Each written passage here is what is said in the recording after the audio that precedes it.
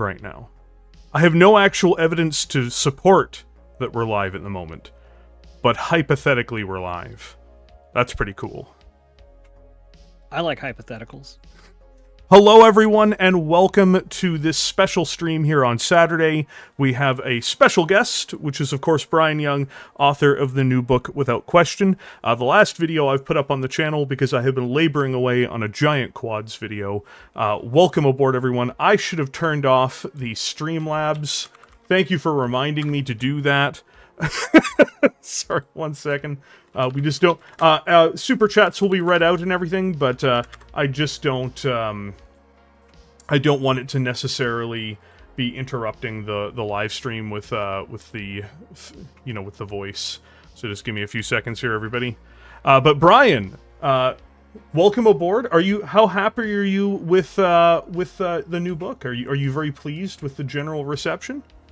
Yeah, I'm very pleased with the general reception. The folks who've read the book have been pretty overwhelmingly positive about it, and it's really a huge relief to have it out.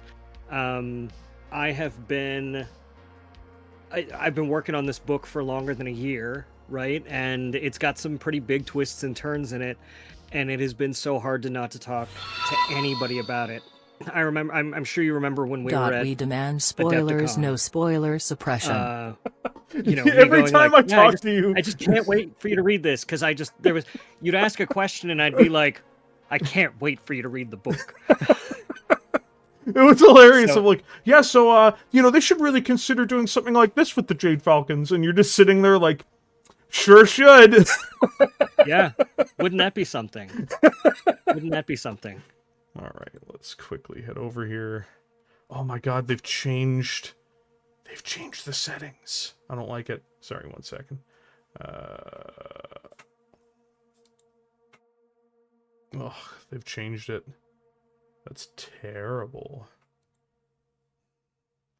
Sorry, I'm just trying to turn off this one feature that's normally very helpful on normal live streams, but will not be helpful at all on this live stream. So... yeah. I hate it when companies change their overlays. Look, guys, we're helping. It's like, where's the feature for this? Oh, we disabled that. Why? Why would you do that? Ah, there we go. Turns out there was only one person using it. Yeah, only a few thousand YouTubers were using it. Thanks. Oh my god. I don't know if I'm going to be able to figure this... oh. Yes! All I have to do now is disable. Alright, good. Sorry about that. So yeah, I enjoyed the book, obviously. Now, for anyone who is new here at the moment, this is going to be a spoiler stream. I know that the thumbnail said spoilers, and that there's a pinned comment that says spoilers, but don't be shocked in this particular stream if there are spoilers. So, like, it's presumed that this is to ask for deeper insight about the book and about the creativity behind it and sort of discussing some of the events. Alright, the text-to-speech is not working. They've changed the events, he says. The cry of every person whose habits are ruined by a UI update. Oh, 100%. Like, I'm sure that the UI makes tons more sense for Streamlabs for some reason. So, anyway, to get off of Streamlabs and to get back to the book, I've been wanting to... Like, I haven't actually divulged many spoilers of the book while we've been streaming for the last, 10 days either. Namely because I don't really want to spoil the book for people if they haven't read it yet, but we've kind of hit the barrier now where I don't care. So I noticed you saw some of my questions during AMAs and stuff.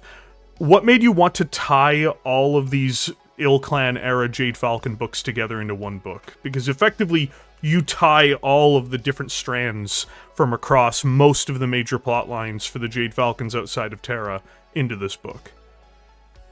Part of it felt as though it was necessary. It was an opportunity that felt like it was coming together.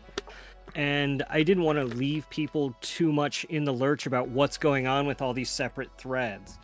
Back when I was writing A Question of Survival, actually, I got an advanced copy of No Substitute for Victory, and the editor, John Helfers, had said, is there any way you can work this in? Is there any way you can reference it? And, I had to look, like, I didn't have to even read the book to look at the dates and go, this happens, like, 6 months at least after the events of Question of Survival, so maybe next time. And so that was just sort of in the back of my head, trying to think about how I could start incorporating those things. So No Substitute for Victory was there. Honor's Gauntlet. There was Honor's Gauntlet was there. Honor's Gauntlet was something that I had written.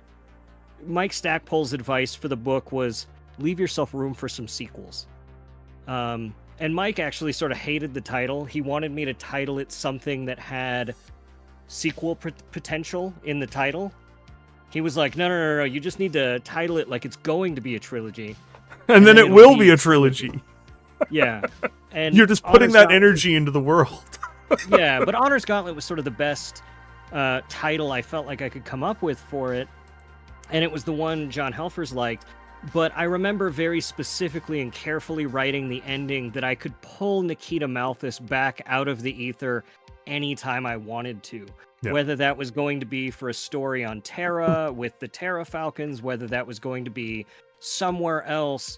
And then as I was brainstorming this particular story, trying to get at the heart of what makes the Jade Falcons tick and what their soul is like moving forward in the Ilclan era, I realized that she was the best avatar to represent that short of having Malvina. So it was like, okay, I'll take that one off the table. And then there were a lot of threads in Elements of Treason Honor that actually were planned in the book before Elements of Treason Honor came out. I didn't know actually at that point that there was another book that was going to cover the Battle of Sudan at all. I thought I was going to have to handle it all myself. So it was actually sort of a help to have that covered elsewhere and have some stuff to riff off of. And, just it just felt natural for the story as I was figuring out what sort of story I was trying to tell. I just want to give credit to Craig, because even though I famously and have publicly said I dislike Elements of Treason Honor, the best part of Elements of Treason Honor is the Battle of Sudan. He did an absolutely spectacular job. I can even remove my biased glasses for a moment and be like, that was really well done. I really actually enjoyed that part of the book. I thought that it was very... I was also referencing while I was reading it, Tomorrow Rising, just seeing, which parts were and it all correlates really well, and it's a well-told part of that book. And you also have an excellent take on it as well in the book. I appreciate that. I was working really hard to create a counterpoint to Craig's version, right? I wanted people to be able to look at Craig's version because I thought he did a really terrific job with that battle, and feeling how sort of frustrated the horses were. I love the part in your book where Amaralt actually comes through just like he did in Craig's part, where he's like, Chistu! I call for a patrol! It's like, it's a little late, bro! It's a little late. But to get those really important moments from the Jade Falcon side, to see how close to loss they were. Yeah. Right? One of my intentions through this whole book, starting with that Battle of Sudan, is that G is holding on by the tips of his fingers to a cliff top the whole book. Oh, he is drifting in the wind. It is spectacular. Yeah. It's literally at the end, he's like, what now? Yeah. But if you read Craig's version of that battle and then my version of that battle, there are definitely some scenes that are exact opposites of each other that there's actually, it's almost like the characters are sort of talking to each other in interesting ways. There's a moment that I really liked in Craig's book that was only sort of hinted at in Tamar Rising, where the Jade Falcons had sent out sniper teams, and it was just making it really hard for the horses to do their refits and things. And I was like, I really want to see the other side of that. And there was a line that one of the characters had. I think it was Peter Cobb's bondsman, was like, we're putting up this stuff, but I mean, these guys aren't even very good at this. And it's like, no, they're terrible at it. Like, they're not doing a very good job of this.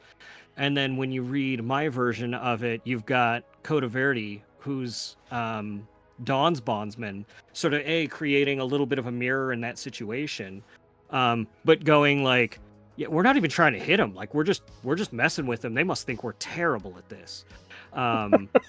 Like, in exactly those terms, just to tie those moments together. So it rewards you, I think, if you read them both. You get together. all of the different pieces. As even in my review, I mentioned that, like, you get the three pieces together and you get the fullest picture of like, because I'll be honest, in the Ilkline era, the Battle of Sudan is probably the second most important battle to take place. I'm not counting Terra. Like, Terra doesn't.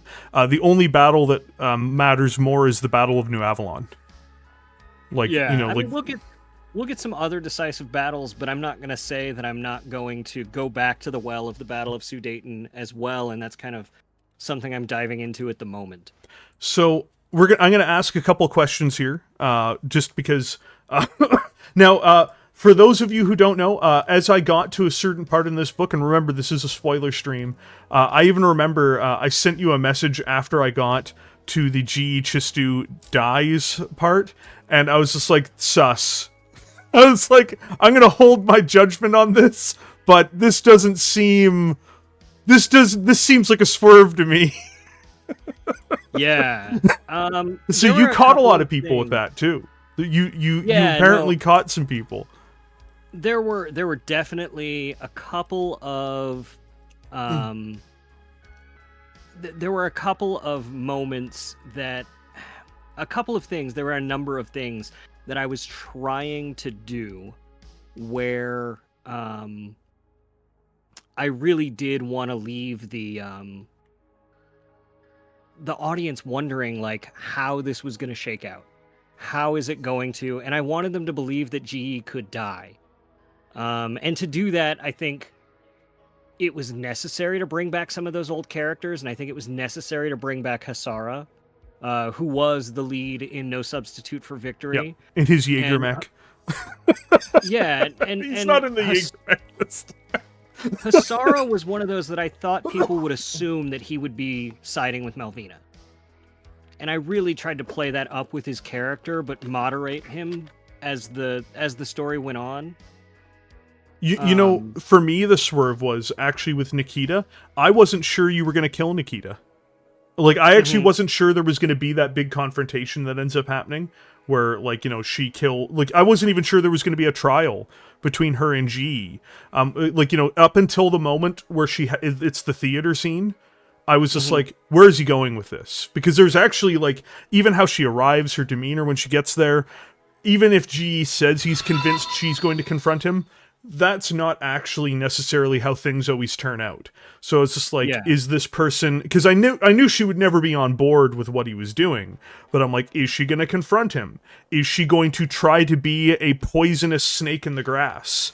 And just screw over what he's doing internally from now on? Because she's still blood-named. There's almost nothing you can do about that.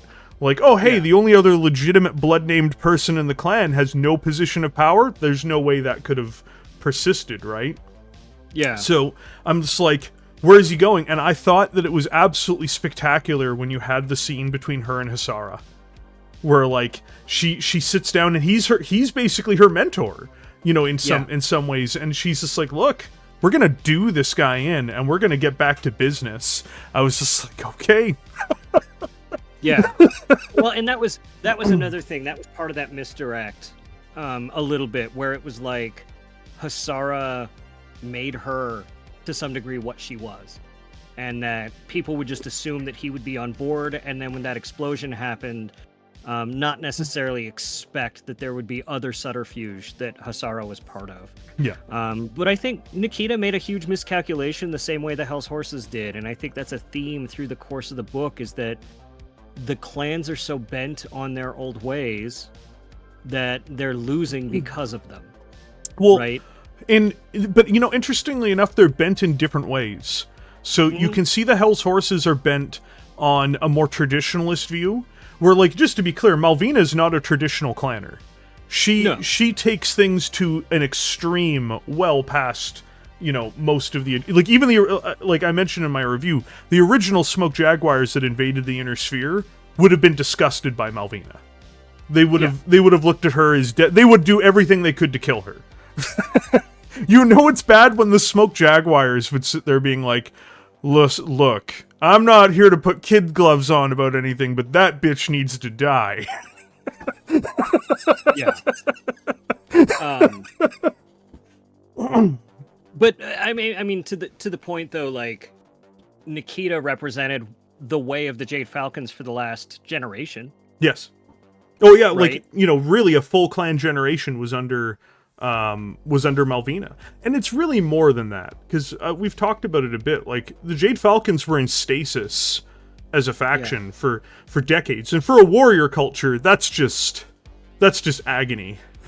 And it was because I think Nikita could have played her hand differently. Nikita could have wielded a lot of power to try to bend the faction back toward where Malvina had it and where she believed it needed to be if she would have played ball in different ways. But Malvina taught her and that generation of Falcons that, you do everything to the full measure you can. You don't take half measures and you don't play politics. You just go in and you do it. Can you imagine what a disaster it would have been if she played ball to be lore master? Yeah. Because, like, no, it would have been. Because GE can do whatever he wants at that point, but she's only going to pick the most ruthless psychopaths to move up the ranks. He's sitting there like, guys, I'm just letting you all know, like, this doesn't seem to be very much in a direction we're going to go to survive. Why are all the blood-named warriors people who are cannibals? Why yeah, are they... no, it's like... that would have been an unexpected direction. Nikita in the background. It's just the ones who are honorable enough to climb the food chain. I'm sorry, Mycon. Yeah. Wow. But no, she was... It's...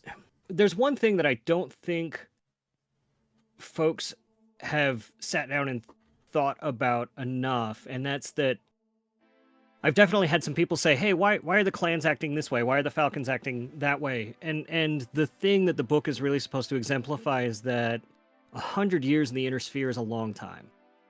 And 100 years in the Inner Sphere for the clans means they're going to moderate their...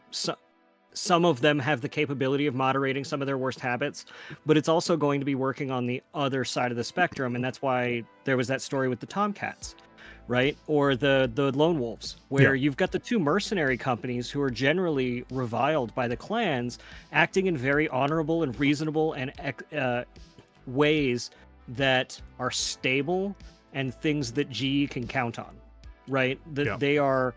They are the opposite of some of those more extreme clanners like the Horses and Nikita in the story.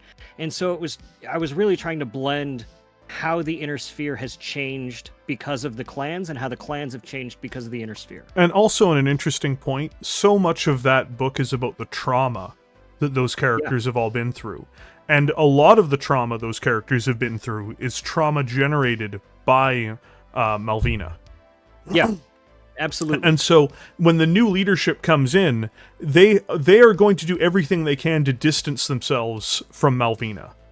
Yeah. Which is really the end of the book. For those of you, there is a literal showdown in person, in hand-to-hand brutal combat between G.E. Chistu and Nikita Malthus. And it is a repudiation of basically the system that tormented people. It tormented the civilians. It basically made them ungovernable because of just how shitty Malvina was. It tormented the Falcon Warriors, though, because even the ones who get executed on that planet, they are in that position because their leadership put them in that position. They're criminals, they're war criminals for, killing those people, but you have to remember that, even according to military law today, it actually goes up the chain. If your people are ordered to do terrible things and they do it, yes, there is some culpability for those people, but the main culpability actually goes to the top.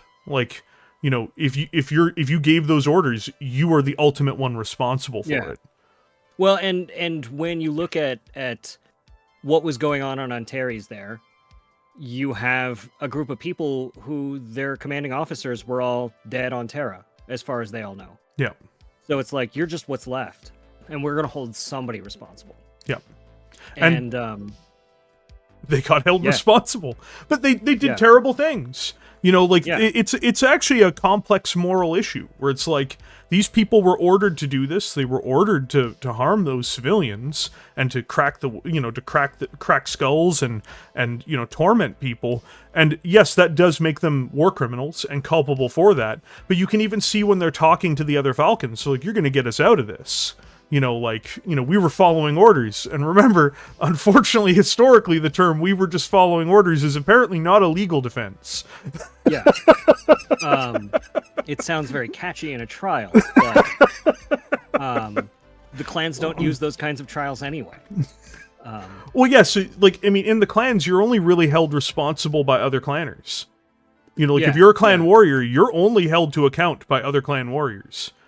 And there were other hints of that, sort of like in the layers of the book, where, part of the reason Sudan and Hamar specifically are sort of getting blown up and terrorized is because people are sick of having dealt with that for so long. But I think it's actually pretty well exemplified, and correct me if I'm wrong. If I'm overstating anything that I thought I put in there and it doesn't read, let me know. But when G is sort of having his war council at the beginning, he has to sort of urge everyone to like speak up, because under Malvina's reign, if they said anything, there's actually a few specific references you make to that are, they're very subtle, but the labor caste person is just, whatever, boss, so nice of you to let us be here. So yeah, it's G's like, no, seriously, like, what do you think? Like, I'm not gonna kill you.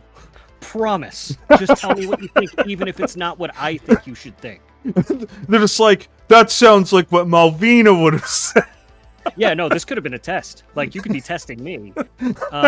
It's literally like sitting, and I only bring this up because it's relevant. It's literally like sitting in a meeting with Joseph Stalin, who was renowned for just killing any subordinate at any point for disappointing him. You're just literally sitting there like, what do they want to hear? I only want to say what they want to hear. It's like, and that's how Malvina ran things. And she was such a nice lady. Yeah, I know. You've got an entire group of people who were the cast-offs, who Malvina didn't think were good enough, that spent their lives going like, I'm glad I got this assignment, even though I didn't get the glory of going to Terra, because she would have probably just killed me anyway. And so when people look at these Jade Falcons and go like, these aren't the Jade Falcons I know, and it's like, I know. These are the people who were like, they're the discards. They're the refuse of society. Yeah, and Malvina was awful to all of these people too. GE, I think people might forget that. He was sort of on a disciplinary, like, that guy's too out of his mind. Go send him with the merchants. We don't need him. Like, get him out of the way. Yeah, he's inconvenient at the moment. Even though he's not a powerful person, he's just inconvenient to have around, and he's beneath the Khan's notice to be murdered. So he's just a problem for someone who will get murdered by Malvina later. Yeah, exactly. And then when you've got that guy, running things, in her absence, it's going to be like, well, things are going to need to change. And so I do think, I've heard that there's definitely some criticisms of the book, and they're valid, that people feel this way. I don't want to discount anyone's feelings about the book, but I had to sit... I overwhelmingly enjoyed it, but even I felt like, we'll talk a little bit about it. I felt that Alexis, during the Battle of Sudan, kind of ran before she walked. Which is, I still like Alexis as a character, so it's not like I'm sitting there like, boo, his character bad. Like, there can be individual moments in any book that are just like, I don't know if that worked, right? Like, as long as those are not continuous throughout the book, it's like, I really hate it when something is nitpicked to death, where it's just like, oh, well, there's this one moment in this one scene that I didn't like, so the whole thing is like, that moment that you dislike has to, if something is going to do that, it has to be like a significant thing. Like, you know, it turns out at the end of the book it was all a dream. I would be like, what the hell is this? Yeah. No, but from my perspective, I had to sit back and say, logically, what would the problems be that Malvina left, and how would they be as difficult as possible to get over for people who are used to one culture but needing to step over into something else and be something new? And so I understand that there are some people that are a little bit hesitant about going like, oh, these Jade Falcons are good people. Like, G will still like murder somebody if he needs to. Like, there's no two ways about that. And he still has that arrogant swagger, but he can't afford to go picking fights, right? Like, G is not in a great position. He sends a message to the Lyran Commonwealth. Come at me, bro. Trillian Steiner just sitting on the Archon throne, like, is this person on drugs? Yeah, no. Well, and the thing is all Trillian would need to do, like, genuinely, like, G is such in such a vulnerable position. Like, Almatason is the new hiring hall, and all of the, like, every merc in the hinterlands is hanging out there one jump from Sudan, right? Like, he is not in a great position to go picking fights. She's just like, oh yeah, 1 billion sea-bills for whoever kills this fool. Yeah. You know, well, and that's kind of what he's dealing with through... that's kind of what he's dealing with through the course of the book. Oh, I also, of course, enjoyed the opening lines from the AML, where she the false congratulations. You can tell how much she hates the fact that he's alive. Like, Yeah. I love the fact that Marina is literally just sitting there like, wow, congratulations on surviving this long, and she's just thinking to herself, it's like, how dare you? Yeah. How dare you actually still be alive? She's been really fun to write. This is the third story I've been able to use her in. You know, she had a scene in Question of Survival, and she was a major player in Lone Wolf and Fox, and then she had her moment here. And I think the AML is a really interesting faction for the same reasons G is, where it's just like, okay, you've got these clan merchants who are done with being clan because they've been living under Malvina's thumb for so long. And also the merchants in any clan are always the most subversive element. Oh yeah. So like, if you take a look at what happened to Diamond Shark to get over to Sea Fox, like, Sea Fox is not a real clan anymore. I actually don't like it when they're given kind of clanny monikers, because I'm like, man, this place was cooed. Like, the merchant caste cooed the government. Like, any trappings of clan society are only there as a means of, like, negotiating with with the clans for business. Like, they are not they do not have a functioning clan system in the slightest. Like, you know, like, when they do a trial, the only reason they do a trial is because they're just like, well, we're going through the motions. You know, it's like, you just read them, you're just like, wow, so I didn't realize the clans were so heavily interested in business and finance. Like, wow, that is such a crazy thing. It's like, yeah, because they're not they got cooed. You know, you read about the coup, it's like, oh, the entire warrior caste died, and then an ex-warrior who's now the merchant council guy is the Khan. Who would have thought? Yeah. No, I my next book has some fun with all of that. I'm doubtful you're going to read it because of your not at all. Not at all. Ironically, I like Diamond Shark, so that's how I know that history pretty well. Yeah. You know what? I had read Hunting Season years ago, and I entirely forgot that they survived a nuclear assault by the Regulan Fifes, which made me just hate them even more. Like, I actually had to stop streaming the other day. Oh yeah, what do you mean? They survived a nuclear assault from them? I'm like, no, they didn't. I open up my digital copy of the book. I go in, I'm like, oh, that's right, they did. I have to end the stream because I'm too mad to continue the stream. Yeah, that's fair. That's fair. But outside of that, yeah, like the AML is going to be the most subversive people in the world, because they don't want to be clanners. Like, No, even if GE Chistu was to kill Marina and conquer Alina, those people would likely not want to just be like, I guess we're Jade Falcons again. Like, yeah. Everybody who wanted to, she already sent to Sudan. Yeah, like, it really does create like, one thing that the entire region of the hinterlands also kind of shows is that even if one faction wins in the hinterlands, like, what does that even mean? Yeah, like, it's like, just because you control all the territory, like, all these people don't want to be part of the Tamar Pact or the Vesper Marches or Clan Jade Falcon or the Alina Mercantile, like, they all, or the Kellhounds, they all, like, it's not just like the people, it's not just like the people at the top running these things that don't get along. It's like, no, like, the people you just conquered are not going to be too thrilled about being ruled by. That's why I was really interested in that story on with the magistracy of Antares, because they used to be Lyrans, and they're just like, no, we're done with that too.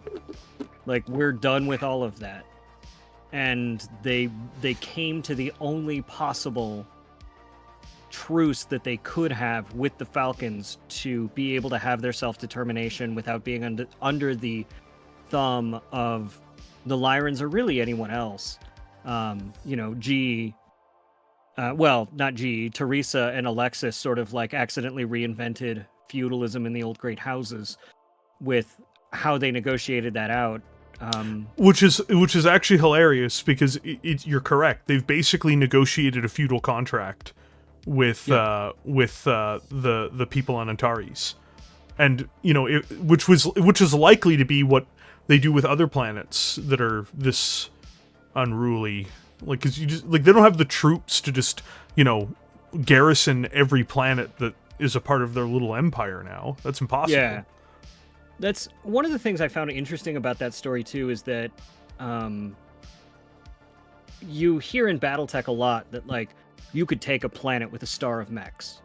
And it's like, where is that actually true? I haven't seen a whole lot of that. So in the Succession Wars and in the Clan Invasion, there are not a lot of novel stories where you're going to find that, but there's a lot of references to it in campaigns and source books that, like, a company of mechs or a star show up on a planet, they beat the local forces, and they declare that planet for this, or the local government surrenders to them. But, the local government, like, I mean, Tex kind of pokes fun at this with his own thing, Van Zant, where it's just like, if you got the local government on Van Zant to surrender to you, good for you.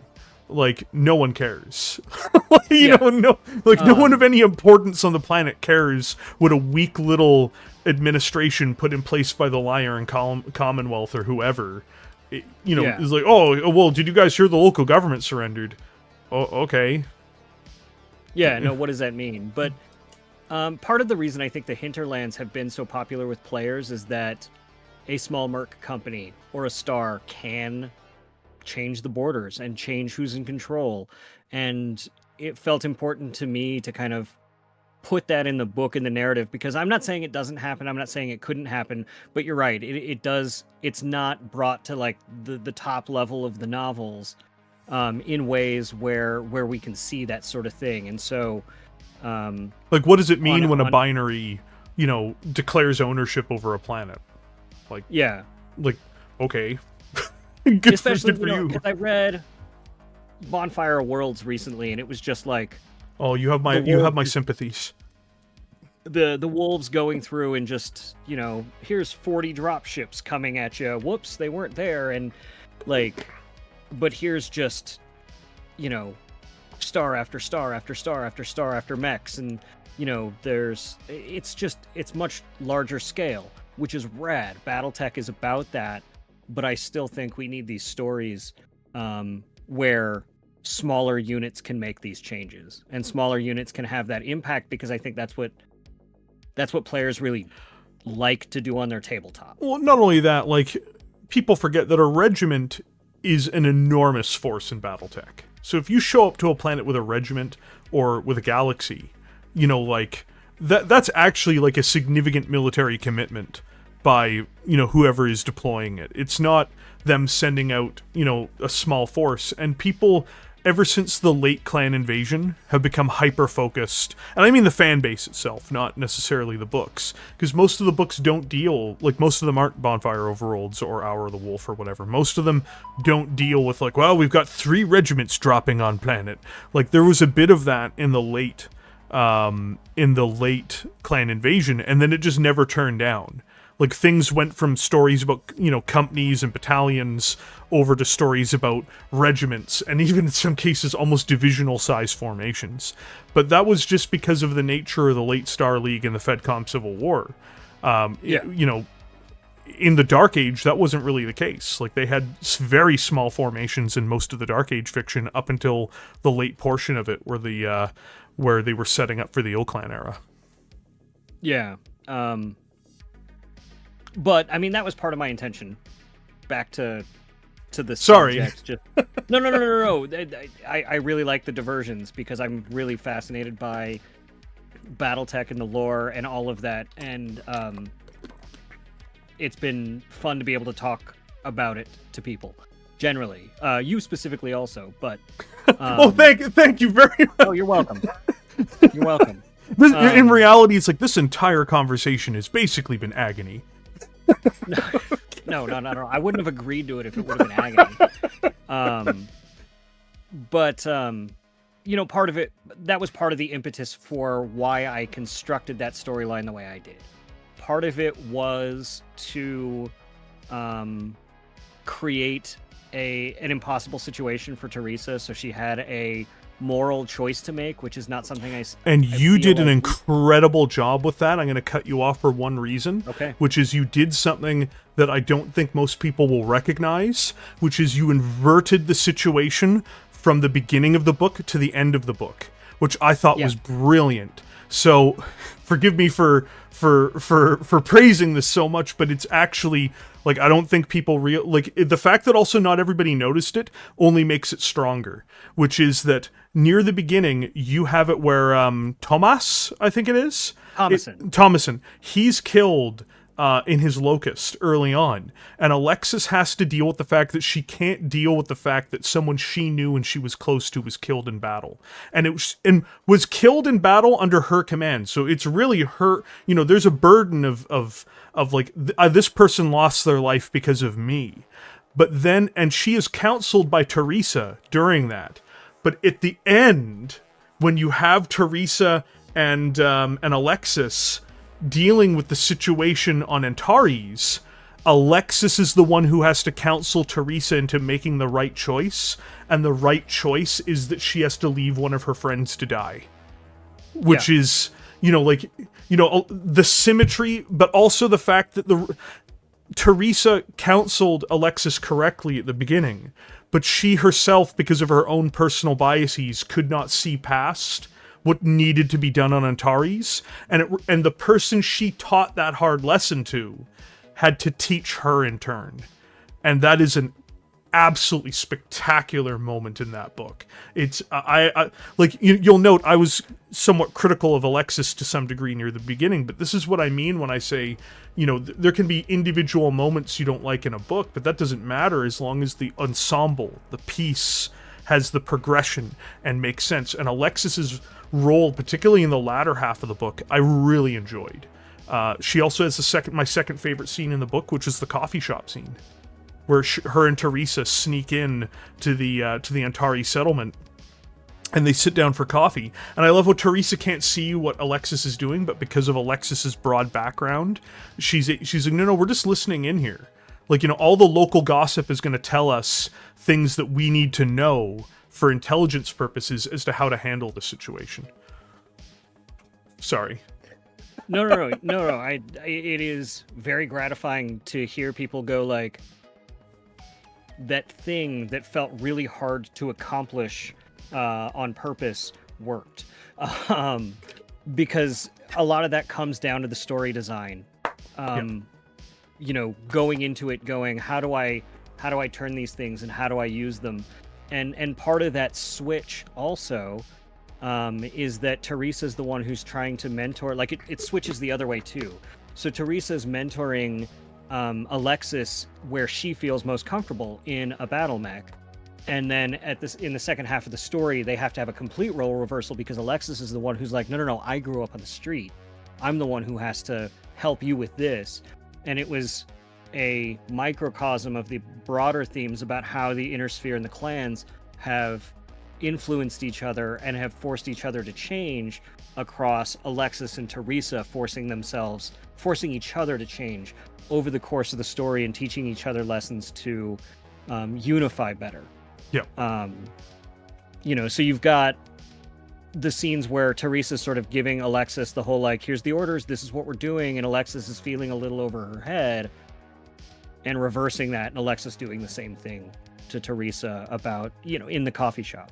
Yeah. Yeah, like, as I said, I absolutely, and of course during the interrogation scene and things like that, it's a continuation of that scene, but I thought that was just spectacular. Like, I think that, again, that is, I could see what you did there, too. Like, right away, I instantly recognized it, especially once they spoke with the prisoners. I'm like, I now know what is happening here, because I know the only solution is to let those Falcons go to trial. I knew it, too. I'm like, so Teresa is either, like, I realized her decision, and I'm like, is Teresa the type of person who's going to ignore that advice? It does not seem likely. It seems like, she was even trying to avoid the advice because she knew if she got the advice, she'd have to take it. Which is an even more interesting moment where it's almost like hear no evil, see no evil. Yeah. She's like, I'm going to dodge this until Alexis is like, by the way, remember how we talked before, Teresa? Remember how we have to let people die? Like, we need to let people die. No, I hoped that Teresa was enough of a character and a clanner on her own that readers would feel like that choice would be difficult one way or the other. Yeah. Right? That I didn't want...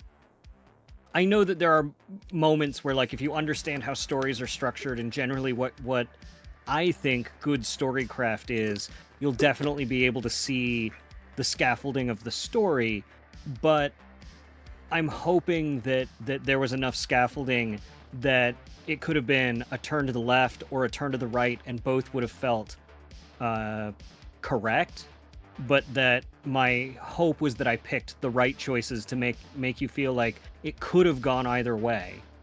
The one that didn't work with was when you falsely killed G.E. Chistu, and the reason why I didn't buy it is because I'm like, well, if G.E.'s dead, this is not going to be the story of the rise of Malvina's Falcons again. Like, so I knew that right away. I'm like, Nikita's not going to be Khan. That's not going to happen. Now, a lot of people got caught with it, but, like, Nikita's not going to be Khan, so that means the only character other than Teresa who can rise to position to replace him is Dawn, and Dawn as a character is not ready to replace G.E. Chistu, and there's not enough book left to make her ready. Yeah. So I knew when you killed G.E. Chistu, I'm like, he ain't dead. I'm sitting there like, I'm like, but there was one thing I didn't say though, like when I messaged you, I'm like, unless this book is a botch, he's not dead. No, I mean, I think you're right. When you look at the principles of storytelling and where GE died and who could have replaced him, you're absolutely right. But that's just because I'm such a cynic. I've read too much. I've seen too much. It's the same thing where, like, I know Scott Snyder some, who writes Batman comics, and he was saying once that, like, his son, when he was about 6, just would get too anxious and wrapped up in Batman the Animated Series, and about 2/3 of the way through, he would just, like, not be able to handle it. And Scott, what had if to explain, Batman like, dies? Yeah, exactly. And he's like, the thing about these stories is that Batman, like, wins every time, right? Like, Batman's always going to come out on top. It might not seem obvious how, and it might be a struggle. If he doesn't, he appears to. So, like, if you watch, like, the introductory episode with Clayface, Batman doesn't win. Batman believes he's won, but at the end, that Clayface actually escaped, and he's getting what he wants at the end. But at the end of the day, Batman's not dead. Like the end of the episode is like, and Bruce Wayne died, everybody. It's like, no, he didn't. Yeah, no, and even when you look at moments where it's like, the idea is the same, right? Where there are people who I think are actually excellent readers who don't try to look into that scaffolding of the story and try to suspend their disbelief and buy it and feel that anxiety about like what could happen next. And I think a lot of people have had that experience with the book as they've reported to me or in reviews and stuff, that they were terrified and agonizing over whether or not he was dead. And to me, even if a small percentage of readers see through like, oh, he's going to be alive, I feel like I still felt the tension though. I just want to point out that, like, it's not like I didn't feel the tension, like, you know, that G, like, you know, even when I read that, I was just like, whoa, like, did this just happen? Because my immediate thought, like, you know, just because I came to that conclusion within a minute or two does not mean that I didn't read that piece being like, holy shit, his cockpit just blew out, no radio response, like, you know, like, I sat there scrambling, like, well, what is going to happen here? And the only thing that made me firmly, immediately move away from that is I looked at the page number. And I'm like, well, there's only this many pages in the book. I wish I could have had a longer story. I do think, you know, it could have been 2 books or whatever. But, you know, we literally can't be, we're in a position where we can't be writing Battletech fast enough to get through our plans and to put them out fast enough, to be honest. And it's like, you know, sometimes we got to make some choices and condense some things or whatever. And I feel like I could have made that second book and there would have been a lot more tension, but... Oh, if that had been the end of the first book, like, it would have been like, holy shit. Like, you know, because the second book wouldn't have come out for like 6 months, it would have been even funnier because you would have seen people on Sarna literally putting in that G.E. Chistu was dead. You would have people on Reddit going out there, I can't believe they killed G.E. Chistu. I was beginning to like the Falcons and now he's dead. Yeah, no, there was definitely a moment in my Fox Patrol serial novel where part 1 ends with like what could have very well been the death of a character, and that was even harder because like I'd written the entire serial. But people only get it in shrapnel out the gate. Yeah, so like that, it was 3 months of people really being upset with me for killing a character, and Sarna said like he's apparently dead, and I was just like, I'm so glad you all bought it. But without question, though, even if you see through it, my hope is that there's enough of I'm not quite sure what's going on. There's a different level of what's happening. I thought you were going to kill Hasara. Sure about. I 100%, like, after the bomb went off and everything, I was just like, well, Hasara's not going to make it through this fucking book. But yeah, no, so that there was still enough unanswered questions to go, it could go a lot of different ways. How exactly is it going to play out? Even if I can say, I'm sure he's going to live. That was the surprise to me. So the big surprise to me was Hasara helping out Chistu and not killing him. Because honestly, after I read that, I'm like, wow, and so ends the path of Mechwarrior Hasara. Did you,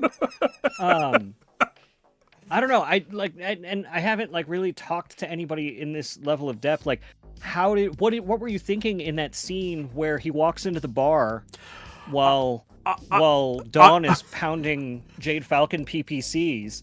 And I thought he was going there to basically confess. Because, you know, because by this point we had already seen Nikita go off the rails. So I thought he was actually going into that bar to confess to Dawn, to be like, I fucked up, and we need to figure something out.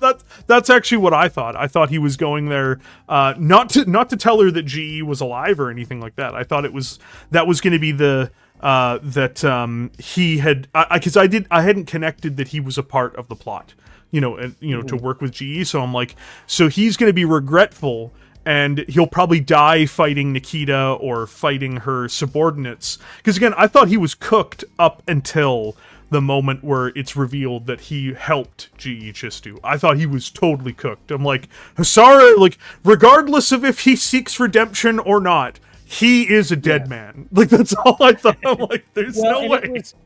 He was actually playing a very difficult game, right? If you think about it, like, things went wrong. There was too much explosive in there. He screwed up one way or the other.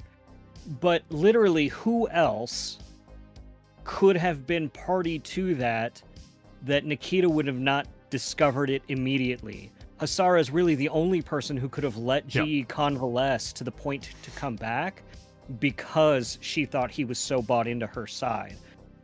So it's sort of, it was designed in that way, again, to make, I tried to give all the major characters, even some of the secondary major characters like Hasara, those difficult choices of like, what am I going to do and how am I going to play this? Especially when you've got someone who's like older than that generation of Malvina, who bought into it well enough. Yeah. I mean, like, the other thing about it is like, it's, from conversations with you and Mike at KrenskyCon and Adepticon, one thing that I'm always impressed by in your stories, I can only think of one example where a secondary character didn't really have an arc, was that you always have arcs for your characters, because that's what character-based storytelling is. So, like, no one is static. So the only character I can think of who was static, who you've written, was in A Question of Survival, and it was the Sibco head. Oh, what's her name? Sasha Ivankova. Yeah, Ivankova. And the reason... I understood why she was static. She's not meant to be a dynamic character, but she still was somewhat of a secondary character in the role. But every other character in A Question of Survival has a journey. All of them have a journey. And it's the same thing that is true in Without Question. And of course, I know why you're doing that, which is you have character-driven based storytelling. It's not being plot-driven, it's character-driven. The characters drive the plot, the characters are the plot. And, like, that's a good thing. That's not, like, a lot of people, like, that is the preference of storytelling for a huge number of people. It is the preference of a lot of readers to have character-driven, I mentioned on a stream, I think, a year and a half ago, someone was super mad because I'm like, yeah, I've read like a third of the novels or whatever. He's like, how can you call yourself a Battletech fan if you've not read all the novels? I'm like, well, Battletech is, like, it's got a lot of source books. You can't know the story based on source books. I'm like, oh, but you can. And so, I'm like, but it's not, but to that person, Battletech is not, like, I have a nuanced view of what Battletech is. Battletech is a game. Battletech is character-driven stories, and Battletech is world-driven stories. So I see it on 3 levels. He only sees it in 1 level, which is its character-driven stories, which means the novels are the center of everything. And if you are, like, you can, like, how should I put this? Character-driven stories are inspirational.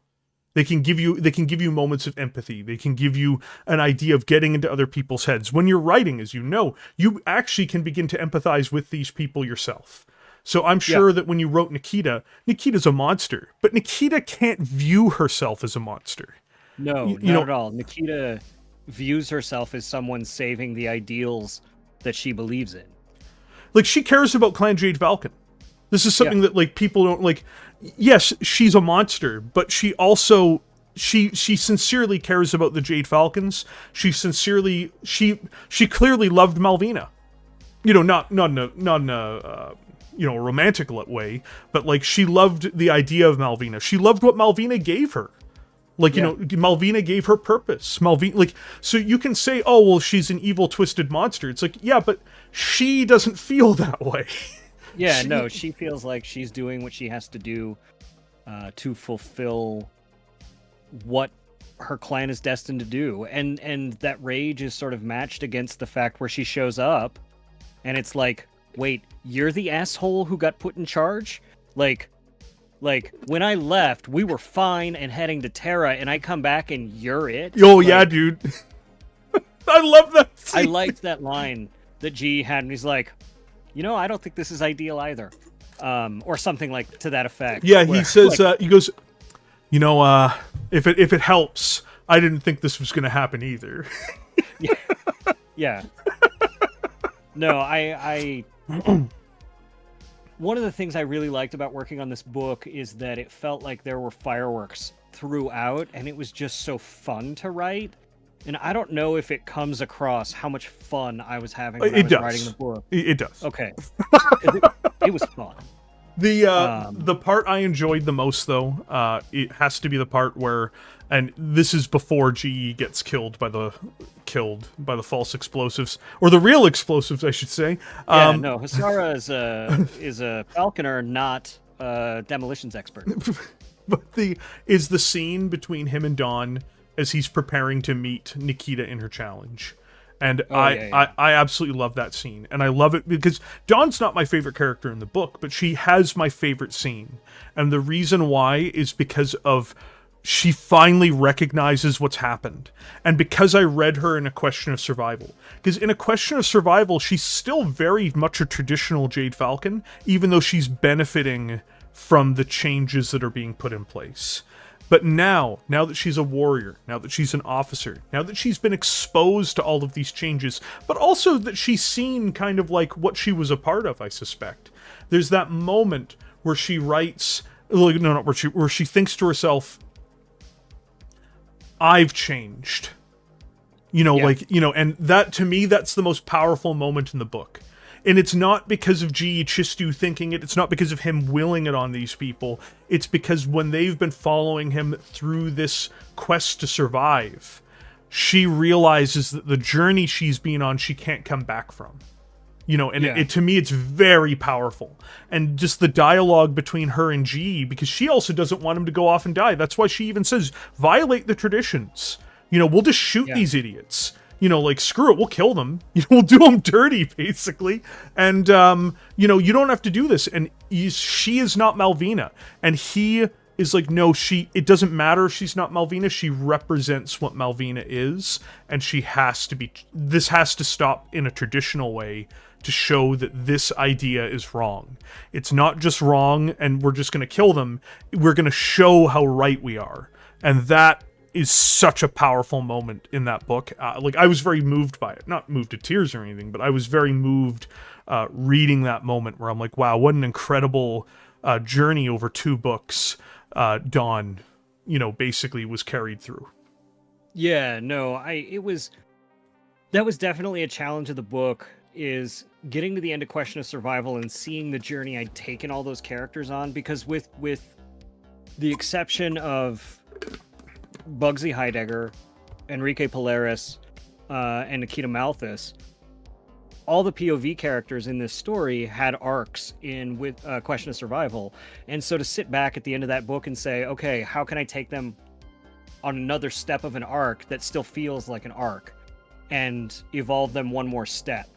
Because I don't think... there was a moment in one of the Avengers Endgame, one of those 2 movies, I think it was the second one, where you had Steve Rogers sort of going back in time and then confronting the Steve Rogers from like 5 years ago. No, that's the 3rd Avengers film. Or the 4th. Well, it's the 3rd or 4th. Second in the event. The second in Infinity War. Yeah. Yeah, okay, yeah.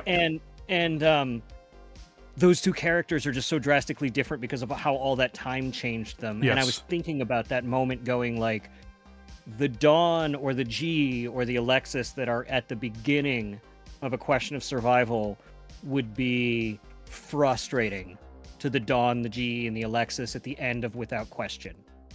In some ways. Yes. Yeah. Oh, I think the Dawn at the beginning of A Question of Survival, Dawn at the end of Without Question would have beat the hell out of her. I don't think she would have lasted 5 minutes in the same room with her. Yeah, no, that could be an interesting thought experiment. But no, that was sort of my benchmark to kind of feel like, have these characters been challenged and changed enough by the challenges they're enduring? Yep. And I, like, my goal when I told John Helfers, when I submitted the proposal, I was like, I really like, my goal is to just like put G and his falcons through a meat grinder and just really test them as hard as I can. And it's moral questions as well, and when I say moral questions, I don't mean like judging things on a moral spectrum like I would necessarily, but I mean it's moral. I think maybe philosophical. Yes, there are philosophical, moral questions that are asked in the book for each of the characters based off of their traditions. You know, like based off of the lives that they've lived. I thought it was an excellent book. That's one reason why to me it's my favorite clan novel. And the reason why is because I always get flack for this. I don't like most of the original clan novels because I really do struggle to like associate with those characters. Like, I don't really care about what Joanna went through. I don't think Joanna's a very good person. I'm just gonna be like, I'm not, like, and you know me, I can like a character who's a monster, no problem. But I have they're to nice be ladies. They're very nice. But I have to at least have I have to at least accept the premise of what drives them. And I've always had trouble accepting a lot of the premises of not clan society as a world component, but I have a lot of trouble for individuals on that level a lot of the time. And what A Question of Survival really did for me is I was able to see rational and reasonable motivations for the characters, and they also didn't feel stiff. They felt fluid, they felt interesting, they felt flexible. And, just seeing that through these last two books, I'm like, they're both great. Like, before, A Question of Survival was my favorite clan novel. Now, Without Question has surpassed that. I do think it is, as you mentioned at Adepticon, I think it's a step above the previous one. They're both excellent books with excellent storytelling. Now, they're not perfect. Nothing is perfect. And also reading is subjective. So, Yeah. you can read a book that I think would be awful. I mean, we know this based off of our differences in films. Yeah. If you want to see a fight on stream, me and Brian should discuss movies. No, it's fine. It's one of those things where, like, I hope that, like, one of my mentors, Aaron Alston, who was a friend of Mike Stackpole's, he wrote the majority of Advanced Dungeons and Dragons, and then he got into novels, and he wrote a whole pile of Star Wars books. He took over the Rogue Squadron books from Mike and wrote like the Wraith Squadron books, and he was really instrumental in my development as a writer. And the last time I saw him, we had a writing group where we would critique each other's work. We'd get together because we were all scattered across the country. We'd get together, and it was time to critique my latest novel. And he sat down, he just kind of looked at me very smugly and said, I'm always excited to see what new mistakes you're going to make, Brian. Oh. And he was very much a hero of mine, and I really loved his work. And I'd had like 2 books out at this point, and I knew I was still learning the ropes. And somehow that gutted me. And he kind of looked at me and said, like, no, I mean that as a good thing. Because once we've been doing this for years, and every time I say, here's a mistake, here's how you're not handling this properly, you're fixing it, and you're growing because you're trying to reach further. Your grasp is going further. You've not hit your ceiling. Yeah, you're not stagnating as a writer. So I'm always excited to see what new mistakes you're going to make because it shows that you're growing as a writer. And ever since he told me that, my goal every time I sit down to write a story is to find a way to challenge myself. And I know I'm not going to be perfect at those challenges. I know I'm not going to be no perfect. one is. Like, this is the important point. No one is. Even the best authors in history have their weaknesses. It's just the nature of writing. But if I'm not taking risks and trying to stretch what I'm capable of, to stretch what Battletech is capable of, to stretch what the setting is capable of, then I'm doing a disservice to myself as an artist. I'm doing a disservice to the people who hire me to try to tell these stories. And I'm doing a disservice to readers because I'm not giving it my best. And whether you love or hate my work, I want people to understand that, like, it's me pouring everything I have plus some into trying to make it work as best as I can. Oh, and like, it shows. Like, at least to me, it shows. Like, it's been a great pleasure to get to know you, by the way. So, like, I remember the first night I got there for KerenskyCon, and it was you, Mike Stackpole, and John Helfers at the bar, and it was just like, I remember sitting down just being like, this is the most awkward position I've ever been in. It's like, wow, so there are people who've accomplished a hell of a lot more with their lives than I have sitting at this table with me right now. I don't think anybody else was thinking, about that sort of thing. But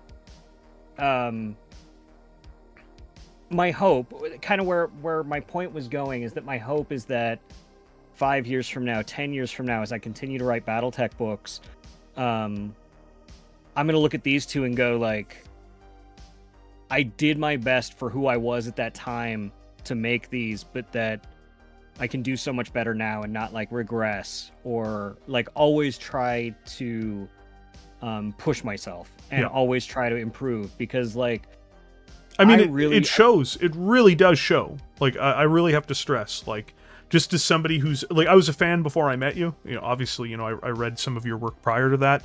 And again, like, seeing between the books, it's a huge growth in terms of, sequels, of course, are continuations, I should rather say, do get easier. And I think you've mentioned why, which is that you kind of have the character's voice in your head. It's just easier to write a character who you've ridden for longer. Yeah, no, it definitely is. But my hope is that I don't know. Like, I look back at Honor's Gauntlet, right, which was my first work in the BattleTech universe, and I look back at it and just go, like, oh, there are 10 things I would do absolutely differently. And I look at some of my Fox Patrol stuff and go, oh, there are 10 things that I would love to do differently. And it's interesting too, because I'm looking at my stuff. The stuff that's coming out now is stuff that I worked on last year or the year before. And I'm sure the stuff you do now, you're just like, man, this is superior to what I was doing. Oh yeah, like, it's the same thing for videos too. Like, I look at what I was producing 2 years ago compared to what I'm producing now. I'm like, oh, I kind of wish I'd learned some lessons before I got started. Yeah, no, but I hope I'm not coming off as, like, I'm just getting better. Like, that's not. You're on a journey. It's better or not. I'm definitely on a journey, and my intention is to work hard at this so that I'm bringing something new to the table, and I am getting better with every bite of the apple. I'm trying to do that. Whether I'm succeeding is up to everybody else, but at least that's my intention, is that's the journey I've set myself on. I mean, like, I'm sure, like, the thing is your main books have been Clan Jade Falcon books. Like, and, like, yes, Fox Patrol is successful and whatnot, but your main books that you've really, you're really known for are the Jade Falcon books. Between Honor's Gauntlet, A Question of Survival, and now Without Question.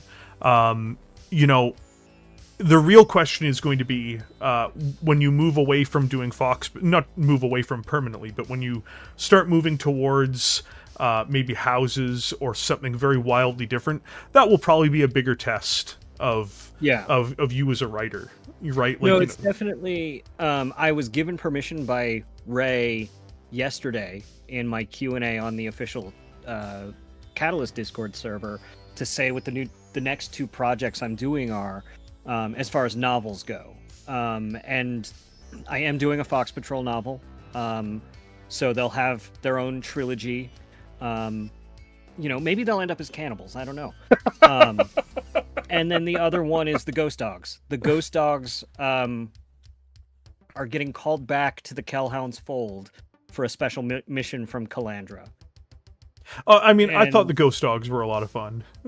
I think they're a lot of fun, and it's funny too because only one Ghost Dogs story is out, but I've written 3 others. I've written one that's like almost 30,000 words of a novella, and then one that's like 10,000 that hopefully will appear in Shrapnel soon, maybe this year or early next. and then another story with them, and now I'm going to embark on a novel with them, and it almost feels like I'm going to have written so much more for them than anybody's read before it's even like out. It's really interesting. But no, mercenary novels, and more of those politics elsewhere in the hinterlands. That's part of where I feel like I'm stretching to move forward. Yeah, like, and that, as I said, you know, like, I liked Ghost Dogs. I thought that was a fun book. One thing I should also point out to people, because this is just for my own thing, so people have been like, wow, you like really serious books, and then you liked this book that was less serious. It's like, yeah, because I set my expectations correctly. You know, like, if you pick up a book like the Ghost Dogs, and it was like, oh, what was its name? What's the name of that book again? The Ghost Dogs novella. Oh, Giving Up the Ghost. Yeah, Giving Up the Ghost. If you pick up Giving Up the Ghost and you're expecting like a traumatic drama or like an intense action book, you will be disappointed. But if you're just expecting something to be fun and like, you know, dealing with like mercenaries basically having to do everything on the cheap, it's a very fun book. Like, you know, that's one of the things that interests me most about the mercenaries, and why I kind of feel like I'd almost rather stick with the smaller mercenary units that are scrappier and more poverty stricken, is because the logistics of keeping those units moving forward is way more fascinating to me than, oh, we're hired out for garrison duty by this huge house and we've got all the resources, and we're basically a military for someone, but we're mercenaries in name only. Not to say there's not room for that in the universe, but I have more fun with people exasperated for having not enough to go around and having to deal with things differently. Which is kind of why is the second Lance only got 2 mechs in it? Because we can't afford 4. Yeah. It's like, what? So why are we calling it a lance? Well, what would you prefer to call it? Well, it's also, we're calling it a lance because it's good when we're negotiating with people to say we have 2 lances. It's like, yeah, but you don't have 2 lances. That's not the point.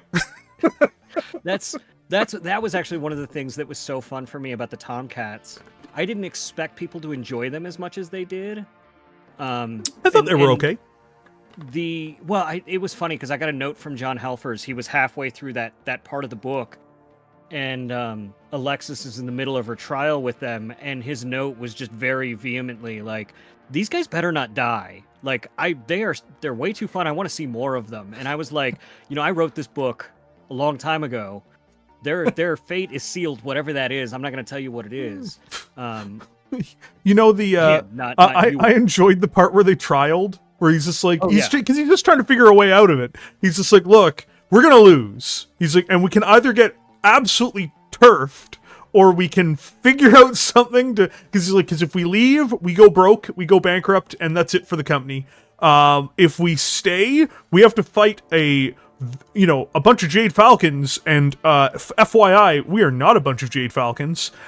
And he's like, so is there like a clause here in the contract? And then, what sort of loopholes are we looking at here? And I love when he messages the Falcons and he has no idea what he's saying. He's like, I would like to issue a bachal. It's like, that's the word you guys use, right? Bachal? That's right. We're doing this right? Like, I just want to be clear. No, it was funny. Like, I like the contract negotiations, even in their first scene, where they're at the. He's so excited that he's gotten this death sentence, and he doesn't even like. Even when I was reading it, I'm like, "Wow, you are excited for all the wrong reasons." Yeah. Well, he was drunk in a bar called the Bold-Faced Liar. So, you do the math there. It's like, you have no reason to be excited. You should be mad that this contract was even offered to you. Yeah, no, his XO was not happy. But no, like the contract stuff with the mercenaries is like hilarious to me. So that's why the Tomcats really leaned into it. And Bugsy leaned into it because Bugsy's just a lot of people have been describing G as sort of a used car salesman, but like, I mean, isn't he? G is a little bit of a greasy salesman in some ways, but like Bugsy Heidegger is like the guy who's going to offer you like zero down loans on stuff that's going to fall apart. He's such a jackass. He's like, drinks are on me, and he's charging them for the drinks anyway. Like, what a total prick. He's like, it's all on me. We're just going to put it on their tab. We're going to put it on the company tab. You know, it's just like, you know, they look at their expense report. What the hell? You know, it's just like, don't worry about it. And I love the moment. I don't know if people caught this, and maybe it was me being too subtle, but like, he's willing to charge his people for like a 12-year scotch, but when the Falcons are paying for it, he goes straight to 25-year-old scotch. Like, he has scruples to a point. Well, also, I mean, to be fair, if the Falcons are paying for it, I mean, I would overcharge them too because they're Falcons. He didn't know them so good yet. You know, like, you know, just, you know, this is basically the equivalent of, like, sitting down in a bar in Spain in 1942 and some guy with a German accent walking over and offering to buy you a drink. Don't worry, sir. I'm sure you will buy only the best. You know, obviously he doesn't know that, you know, the management is substantially different than the previous management, right? Yeah, no, but, like, I don't know, he's fun. He's fun on so many levels. I really enjoyed Bugsy. I thought it was so fun trying to come up with just how he talks, right? Like with the Malifaux and having the wrong idiom for everything. You know, he's the sort of guy who's going to be like, no, don't worry about it. We're going to burn that bridge when we come to it. And I think he might actually mean that, even though he's getting it wrong completely. You mean cross that bridge? Yeah. Yeah, no, totally. Sure. Is that not what I said? I also love the fact that, like, he keeps on getting reelected to be the leader of the mercenary co-op. He basically realizes he's in charge. He's never going to get unelected because he's just too good at managing. People are more likely to leave than supplant him. You know, like, which is... No, it's true. Which is just... It's very good because he's almost like a 1960s U.S. politician in, like, Chicago. You know, like, it's all very glad-handing. It's all glad. Oh, you know, it's a pleasure to meet you, Bill. Oh, that's wonderful. You know, we're going to do a lot of great business together. It's like, you know, I want, you know, I pat your back, you pat mine. It's going to be just great.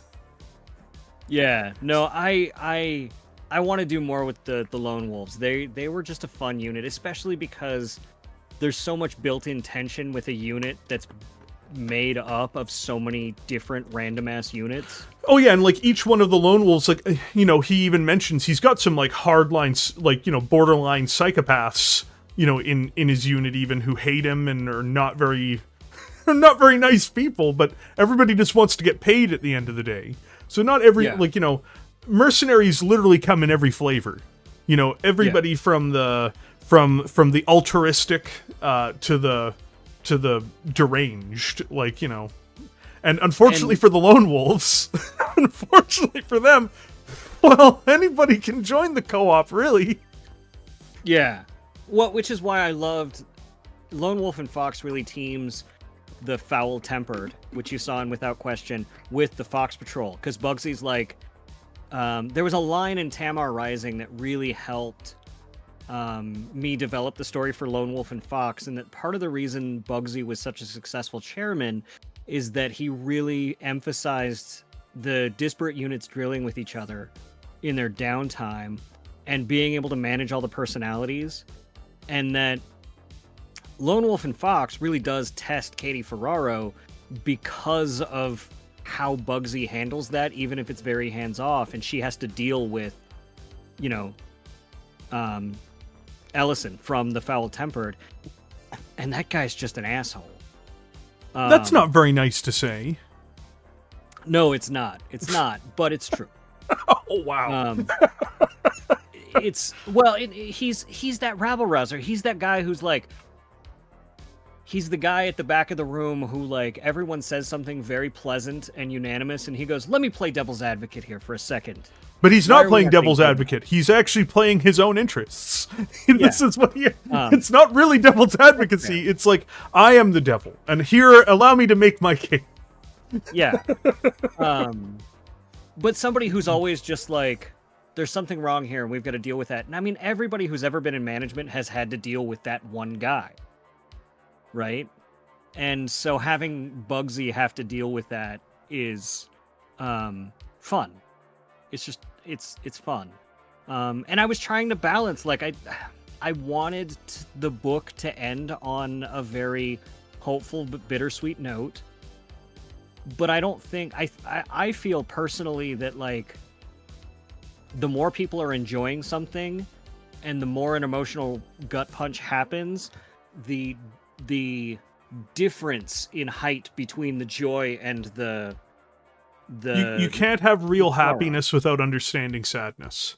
Yeah. And I like, think, this is true. Like, if everything is amazing, then you have nothing to measure it by. yeah, I didn't want the book to be monotone, right? Because it could be very serious. Like, G Like, could have taken that book in a very serious direction and been very... And, I mean, he is serious. oh, 100%. He's a very serious character.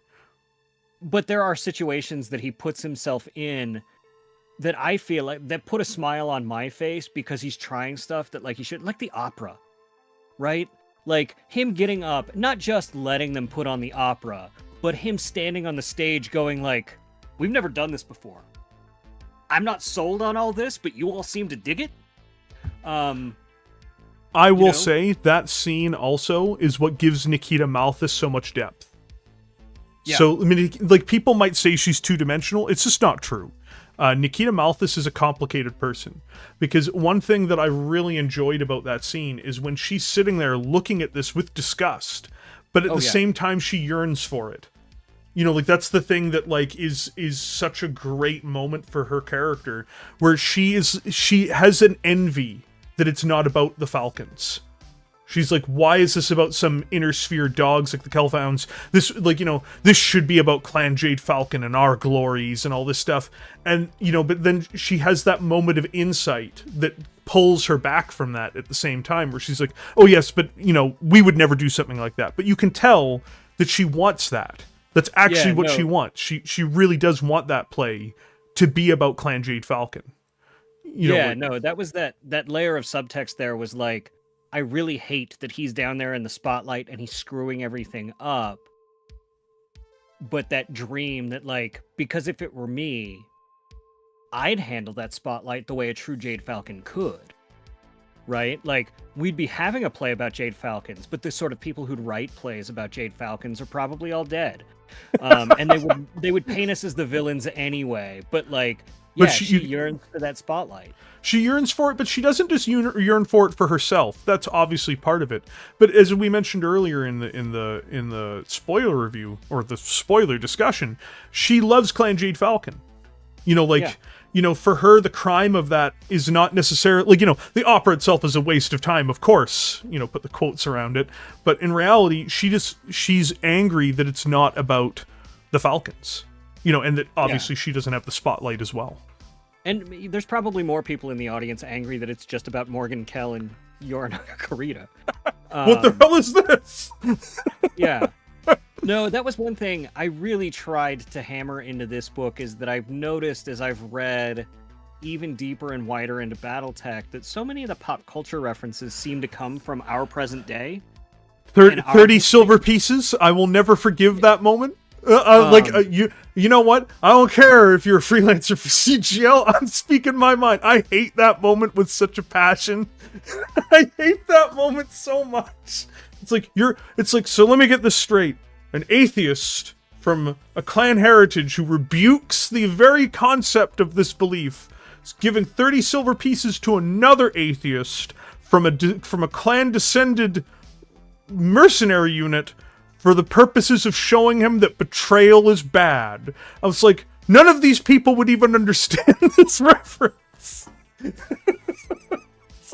It's the equivalent of me like trying to use some like Taoist like, you know, philosophical edge from like, you know, several hundred years ago, being like, yeah, gotcha. No one in the room understands it. I don't really get what I've just said. It just bothers me so much. But I have to reread that book next month, Mechanical Frog, and that's why I lament this. I have to reread it before Trial by Birthright comes out, and I'm not looking forward to it. But yeah, I didn't want to rely on those. There's one, if you look at the epigraphs, there's only one of the epigraphs that's from our history. Everything else is stuff that I made up, whether that's you know, Richard Cameron's soliloquy from the Shakespearean style play Amaris the Betrayer. But that's what it should all be. It should all be things. Yeah. Like, you know, as you've mentioned, it should all be these things. Yeah. Like, you know, they have had their own unique history spanning the cosmos for like 900 years or 1,000 years at this point.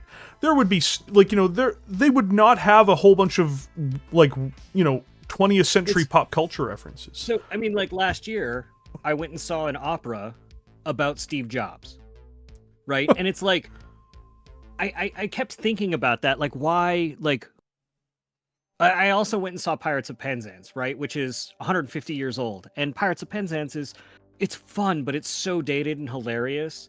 And I was imagining, like, what if somebody had written something like Phantom Max 100, you know, well, I couldn't have been 100, but... It'd be like 60 years after the fact. Yeah, 60 years prior, and what that, like, dated feeling of that interpretation of that story, and how... why that play specifically, why that story specifically, I can imagine people going like, oh, Brian's just friends with Mike Stackpole and he picked that story because he likes Mike. But I picked it because it really is a story about mech warriors having this spiritual connection to honor and each other and the respect of warriors amongst each other. And that if there's going to be a play that Jade Falcons or Clanners are going to be like, okay, we can at least understand some of these themes, it was going to be a story like that. But it's gonna feel dated and weird, and in like really interesting ways. You know what's interesting is I'm sure in both the Lyrian Commonwealth and in the Federated Suns there are plays and operas and things like that about the FedCom Civil War. Like you know, because it's been 90 years. You know, like, I'm sure that there are, like, artistic representations of, like, the folly of Victor, why did he allow Katrina this and this, you know, like, I'm sure that like, you know, there would have to be that across the inner sphere, not just in these, and, like, I'm sure there's probably even plays in the Capellan Confederation talking about it, where it's just talking shit about both of them. You know, because of just, like, you know, the cultural elements behind those things. Like, you would have people looking at you know, the Succession Wars. There would be tons of plays and operas. I would be interested to see the Draconis Combine version of what Phantom X would look like, because it would be like no theater, right? Because they're so into Japanese culture as a costume, right? Like, how would they interpret that, and what would that story look like from their direction? And so, like, the history of the universe, what that history of the universe is, I feel like it should be seeping into all of the aspects, especially things that have happened over the last 40 years. You know, things that the actual audience is going to be able to assign reference to. So, like, if you take some things from the 24th century that are not very well explored, fans won't fully understand it. Only the author will really get it, and people will be kind of like, well, why was that in there? But if you make, you know, references to certain things like, oh, look, Thomas Marik, or, oh, do you guys remember the bad days of, you know, this and this? It's just like those would be things that not only will the reader most likely understand, or even if they don't, they at least have a point of reference to go find out more about it. Yeah. But it's also something that would make sense in universe. That was there were a few people who felt like I was criticizing the Grey Death Legion in one of my Fox Patrol stories, where Katie Ferraro goes into Galatea and she goes into a bar called the Broken Locust, and sort of the legend is that it's got a locust cockpit sort of hanging above the bar where all the lights are set, and the local legend is that it was actually Grayson Carlisle's locust. It's probably not. There. It's probably, yeah, no, it's probably just not. It's like an Applebee's or a TGI Fridays that just has shit pasted up all over the walls they found in a junkyard somewhere. But they'd also painted murals around with, stories of the Grey Death Legion and stuff. And Katie was just taken by this because she was into it. And I don't know, a few people were like, did you mean to make fun of your copy editors with spelling Grey two different ways? And I was like, no, I was making a comment on that, 50 years in the future of the Grey Death Legion, a bar that's like, we're going to be a Grey Death Legion themed bar, probably doesn't care if they're spelling it with an E or an A, right? Because they're so far removed from that. It's not... It's like it's literally like going to like a medieval themed event where people put on armor and fight each other, and there's what's the name of that place where people do that? There's actually like a restaurant that people go to. It's like that, and like expecting historical authenticity. So you're just not going to get that. If you actually were given real medieval food, you would probably be going to the hospital after you were done. Maybe the closest thing, one of the things I was thinking about with that bar in particular, though, was you go to Planet Hollywood, right? If you've ever been to a Planet Hollywood, I don't even think they exist anymore, really. I don't think they still exist. I know what they were, though. But you go into Planet Hollywood and it's like, oh, there's the model from that movie, and there's Arnold Schwarzenegger's costume from Terminator 2, and it's like, it's really weird ephemeral history from like 20 years of film history. Because those were all the owners of the bar. What is the Hard Rock Cafe? They do the same thing with like rock. It's like, this guitar was played in this concert or whatever, Oh, and so you would absolutely have that in Bat. But here's the fun part: you would also still have things like that too. Like, this is the guitar from this famous artist who's known on like 6 planets and sold like 1 billion albums. It wouldn't just be obviously for the sake of the readers, it would be about the more famous mercenary units. But even these things wouldn't go away. But they wouldn't be like, this is Elvis's guitar. They're like, who the hell is Elvis? Yeah, no, exactly. It would be some random, that's one of the other things that I've been trying to introduce is making up hilarious mishmashes of cultures and musical styles to name drop. I did this once in Lone Wolf and Fox, where Dexter and Rhiannon are talking to each other, and they'd had a relationship before, and they were talking about what they had in common, and one of them says it's not just because we both like Capellan power ballads, right? Where it's just I don't know, what, it's not like they're going to be listening to the Scorpions and their power ballads, or what I mean? Assigning that to the culture in a different, I don't know, I think that stuff is fascinating, and I think that and maybe people can correct me if I'm wrong, maybe some people hate it, and that's cool too, and there's always going to be different tastes for different things. It's just the way it is. Some people will be again, it's just the way art is, Yeah. And there's people who probably don't respond to that, but I really love adding those little layers and seeing those things. I really love seeing them on Sarna. That Urban Mech drink, someone sent me the Sarna entry for it. And it's just the funniest thing to me, because Katie goes into that bar and orders an Urban Mech, and the ingredients are just a fuzzy navel as we know it, which I think is hilarious. On a few levels, one, that Katie's drink is like a fuzzy navel, but in this universe, it's now named after an Urban Mech. And what does that mean for the Urban Mech? Are they just cuddly because the fuzzy navel thing, or oh my god? You know what I mean? There's a couple of different jokes in there, and somebody sent me the Sarna entry for the Urban Mech drink, and I was just like, this is the bit. If I'm not remembered in anything for BattleTech, but that, I'm good. So, we've got a bit of time left. We've got somewhere between 30 plus minutes, I suspect. we're going to turn this all, like, I've had a great time, of course, discussing all these things with you. I hope it was a valuable conversation, but we're going to turn a lot of these questions over to the audience now. Oh, yes. The audience is going to get a bunch of questions now. Uh-oh. This can go a couple of different ways. This is, welcome to the worst part of the stream. This is where it all goes off the cliff. Everybody here is No, like, I mean, just the nature of the questions. It'll be like, why didn't you resurrect Malvina? It's like, she's dead. Exactly. I used the word resurrect. I don't think anybody can do that. So, question, why 2 ion sparrows in that star? Are we talking in the Battle of Sudan, or are we talking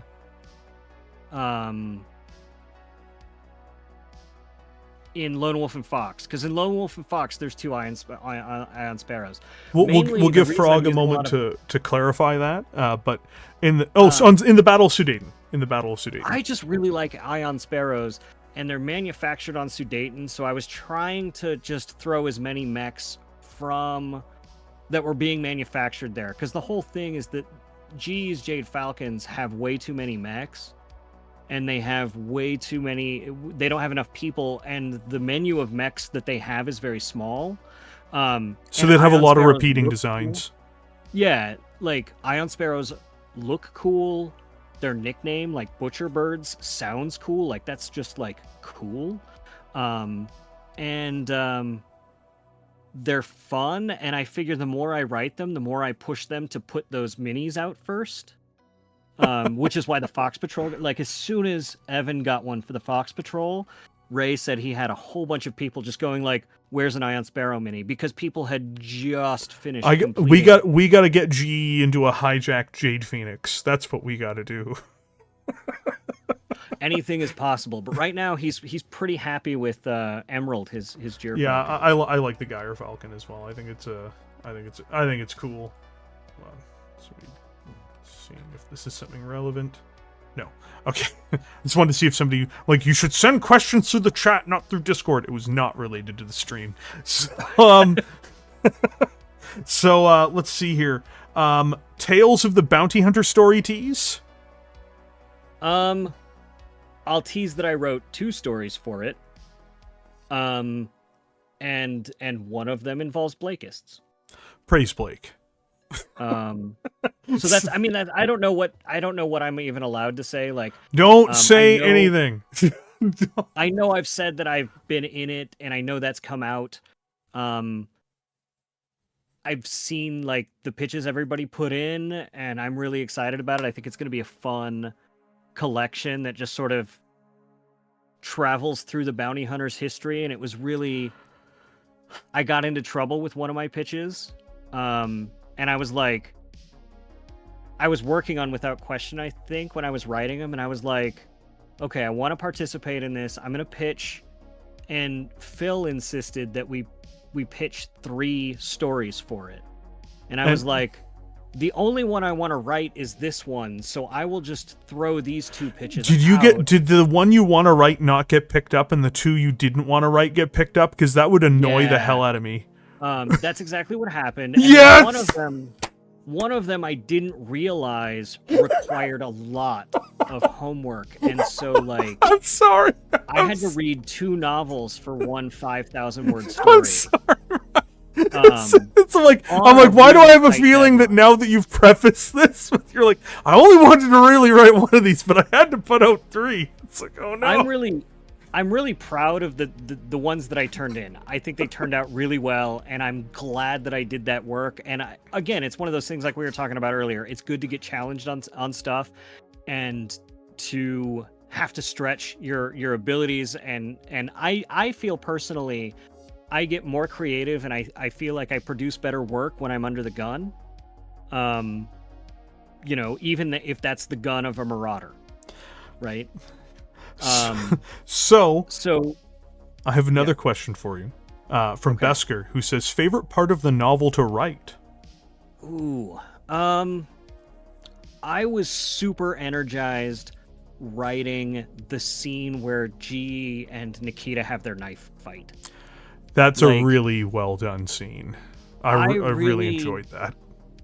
one of my things, so when I was writing Voidbreaker, as I was prepping to write Voidbreaker right after Without Question, I was reading a lot of Ian Fleming novels, and I'd already started reading them while I was still working on Without Question.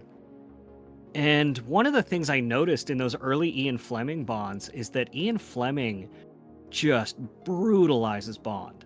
Like in the movies, he kind of gets off scot-free with everything, and like very rarely is he like battered and bruised and needed stitching up and stuff. Like it has moments, but it's not as utterly horrible as what Fleming does in the books. And I was like, we need more of that. People will read more of these characters going through the ringer.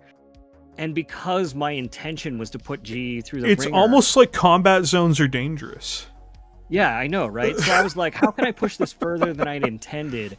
And like G blocking the knife with his hand, pulling it out, and then stabbing Nikita with it just felt like the most badass Jade Falcon move I could think of. And so it was really fun to write because a lot of stuff was coming together from some of my outside influences at the time. And there's this high that I feel like as a writer I chase, where like you get to those last 4 or 5 chapters of the book, and I wrote the last 10,000 words of that book in one day because I was just chasing that dopamine hit of like, holy crap, it's coming together. I understand this All the experience. threads are coming together. Yes, that's awesome. It's and so that was like actually seeing it all come together worked. That it was working, or that it felt like it was working, and that the twists and the turns and the swings I was taking felt like they were actually connecting. And it felt like it cultivated for me right at that moment, when he pulls that knife out of his hand. Is there, if this is from Guitar Hoss, is there anyone in Chistu's Tumen who can handle Peter Cobb? Now, he used the term the Cobb Gobbler, which was not created by me. I just want to point out it was that term was created by a long time audience member after I expressed my dismay at a particular piece with Peter Cobb in it.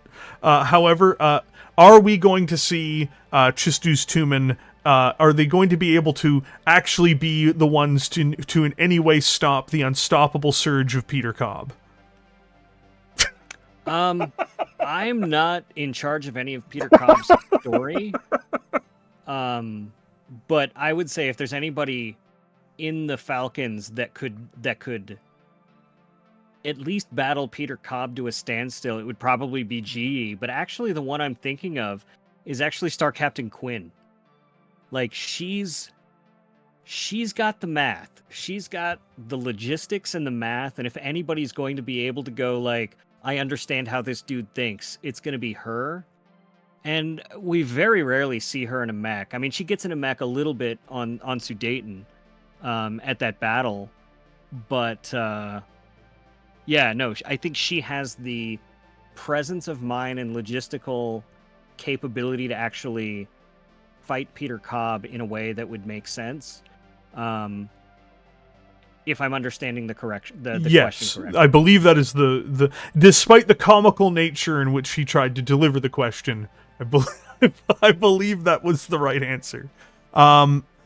So from Kizvac, he says, now I'm going to just make this a broad question based off of what he said. How hard is it to write characters who didn't start as your characters? And to get them spot on, because in this case he's saying that he believes that you got Hasara quite accurately. I mean, part of it was rereading No Substitute for Victory and writing down my gut feelings about who the character was, and just sort of like working in my notebook as I was structuring the plot, what he was like and how I thought he would naturally react based on what I knew about him and how desperate he could get to win. It felt very natural. I think Hasara is actually a really interesting character, and I know that book has its fans and its detractors, but I think Blaine crafted a very interesting character with that, and I acknowledged Blaine. Yeah, in the book itself, you give acknowledgement to that because obviously, Hisaro was an enjoyable character for you to dig into. Yeah. It wasn't necessarily that hard, and I don't think people realize necessarily that G was a character that I didn't create either.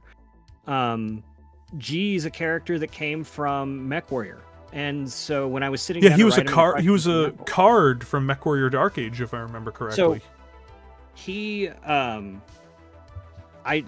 I started writing him, I went and I bought on eBay one of his mechs to have on my desk while I was writing. And I bought an Ursus from the HeroClix game too, so I have it at scale for Emilio Hall. Hall was such a great character. But G, I had that Mechwarrior dossier card, and I had the Tamar Rising brief from him, and then everything in the source book. And so I had to craft his character, because we didn't see him as a character. We were told what he did to have to reverse engineer that. But also, but what he did is who his, this is one thing this is just something for me, but what he did tells you about his character. Absolutely. So I just had to go through and say, here were his actions. How do I make sense from a first person point of view, essentially, because I have to put people in his point of view. How do I make that make sense with how we understand clans, how we understand the character, how we understand the circumstances? And that's, I'll see people go why didn't G do this or that tactically? And part of it is I didn't choose that. That was something I had to reverse engineer out of a source book or out of Elements of Treason Honor. Especially the entire Battle of Sudan. I didn't. You're the third man to write it, right? You're the. Yeah. You're not the first. You're not the first party source for this. It's actually if you look at a math problem where you're you have the sum and you have half of the equation. It's algebra.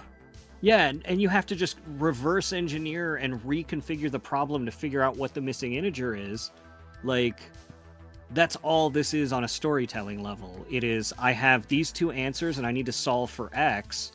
And it's actually kind of easy and helpful because you have half the equation written for you already. But you do have to do some reverse engineering of those problems, if that makes sense. I'm not a math person. I think that metaphor made sense. Yeah, x times 7 plus 4 equals 18. You know what the answer is, but you don't know, what x is. No, I get you. It makes sense. Yeah, so I like that. I really like playing in the broader sandbox. I felt the same thing with Alaric, with his scene in Question of Survival, right? You wrote him to be so slimy. You're the first person to deliver him out there, and he is the slimiest character in A Question of Survival. You read that, you're like, this page is actually, it's actually too smooth. My fingers keep on getting wet touching this page because of how slime covered this page is now. I really want someone to make art of the painting that he had made with the downed Wolverines and the wolves standing atop them of course. Yeah. Because that's him playing that's him being his mother's son. Yeah. Well, yeah, the whole thing was built to intimidate the Ghost Bears. Yeah. I've had people get mad at me they would never put those in a picture, and I'm like, he's the Ilkhan of the Ill Clan. He can do whatever he wants. And he's Katrina's son. But I'm just saying that people don't understand what it means. I can't stand his character. People know this, but he is the Ilkhan of the Ill Clan. He can do whatever he wants. He can actually even say Clan Wolverine. It doesn't have to be the unnamed clan. He is the equivalent of Nicholas Kerensky. This is something that people don't. I don't think that that has clicked. That the unnamed clan is only called. It's only not referenced because Nicholas said not to reference it. He's the Ilkhan of the Ill Clan. He can absolve that and do whatever he wants. He's not even restricted by clan law in any way. He actually gets to decide what clan law is in theory. Like, you know, I know you're mentioning it's because he's Katrina's son, but I'm just saying it's, you know, for him, it's like. Well, I think it's both of those answers, right? Like, I think you're absolutely right. Alaric, however, I think Stackpole, it keeps insisting it's Alaric. I say Alaric. I don't care, personally. He's the K of our time. Son. He's Katrina's son in that he's willing to move through those political machinations and intimidate people in psychological ways that might seem unclan-like. But he's also taken to his head that he is the Khan of all Khans, and that it's Nixonian, right? It's not illegal when the president does it. It's not illegal when the president does it. Yeah, and so that's where G is coming from, right? Where it's just like, I can do what I need to because I have that power. And in this case, I wanted a tapestry made of the Wolverines to rub it in the noses of the Ghost Bears so they know where they stand with me.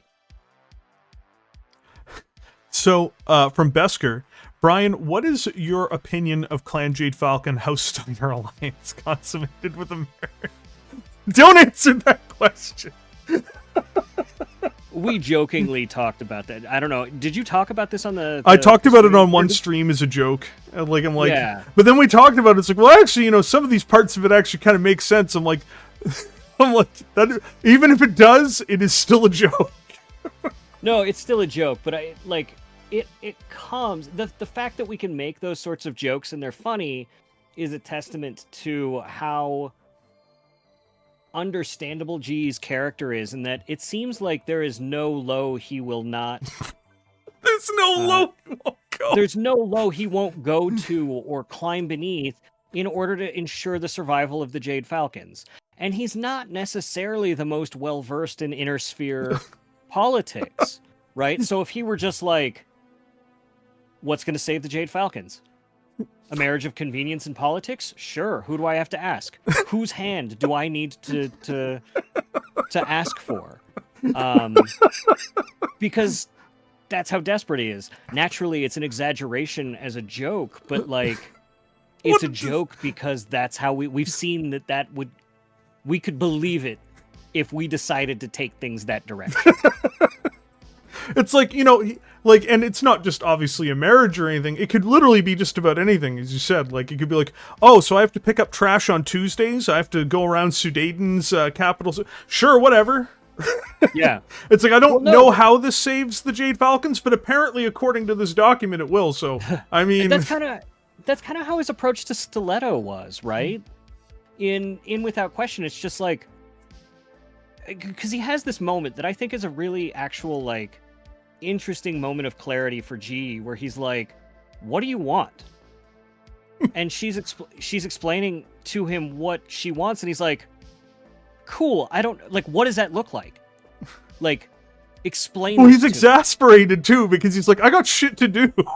Yeah, like, just tell me what you want to stop these bombings and make people not hate me so that we can have the calm in the city we need so that I can save the Jade Falcons. Just tell me what you want. Let's stop wasting our time. And it's, I think I think that's actually, that scene, among a few other scenes, is actually a really interesting window into G and what makes him tick, at least from my perspective. We've got from Poding, question for Brian, was there any scene you wrote that was difficult to write or a slog to get through? The Battle of Sudan. Not because it was a slog, but because I had to reference, like, I had a copy of Tamar Rising and a copy of Elements of Treason and my outline and my document on my desk at all times, trying to cross-reference things and build it one scene at a time. That'd take a while. To just make sure it worked. So that was like the slowest point. It felt like I was writing with like weights on my wrist, if that made sense, during Sudan. And then as soon as I hit part 2, We were outside the confines of those books, and there is no source book material to match against, and it's just me writing it the way I see it's going to work as best as possible for the story. I just flew through it at that point, and it was just... It might have been a mistake for me to start with Sudan, but I felt like it was absolutely the right place to start structurally. And you had too many other things to come after Sudan to not do it early. Yeah, I mean, it fit into everyone's arcs, whether that was Alexis's and what she had to go through with Teresa. It fit into the arc with how the mercenaries are treating the Falcons. But also from a structural standpoint, people wouldn't have stood for a book like this without that battle, without a big mech battle, without a big mech battle with consequences, because people come to Battletech for robot fights. Oh, they come to Battletech for multiple reasons. Robot fights being one of the bigger ones, though.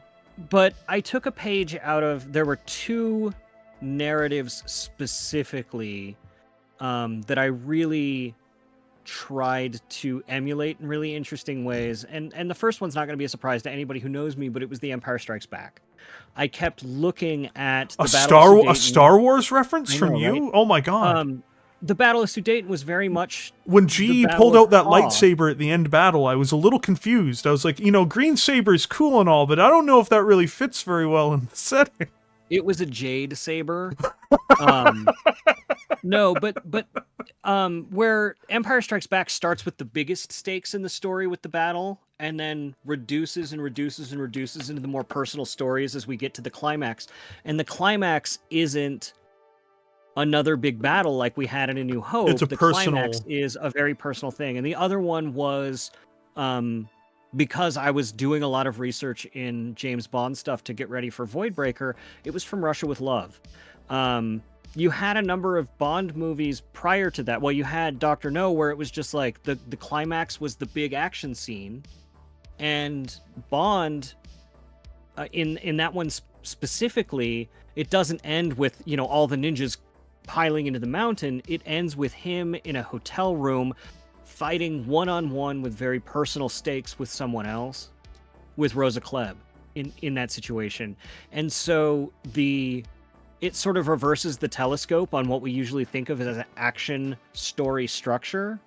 And so that's why it's just built differently though. Like, this is the thing, like in some minds, if you look at an action movie or whatever, it starts low and it goes high. So if you take a look at something like Terminator or Terminator 2 or something like that, it starts with these very small moments and then it builds to the climax, which is bigger and more loud and explosive than what has come before. But that's only one way to tell that story. What you're doing in this instance is, even though the scale of the story is going down, the stakes of the story are going up. Exactly. Exactly. And I felt like with general Battletech audiences that if I didn't have the big mech battle at the beginning, they'd be expecting it the whole time and then feel disappointed by not getting it. So if I front loaded that big mech battle, they would see the stakes rising even though the mechs weren't around, because they got to spend the first third of the book. They got to see a bunch of pew-pews happen. Yeah. So question for Mechanical Frog. What old Battletech campaign source book would you like to write a short story for? What old campaigner? Going into the past, into the old eras of Battletech, back in my day. Back in the early times of the 1990s. Well, how old? Because, I really want to write some of the era who you have scolded me for using their name. Well, look, it's not my fault. I want to point that out. It's an algorithm thing. And ironically enough, algorithm has the same root cultural origin to the word that will not be said on stream. So that particular war is something that when I was initially given the green light to start pitching stories for Battletech, John Helfers wanted stories in that milieu with the word of Blake.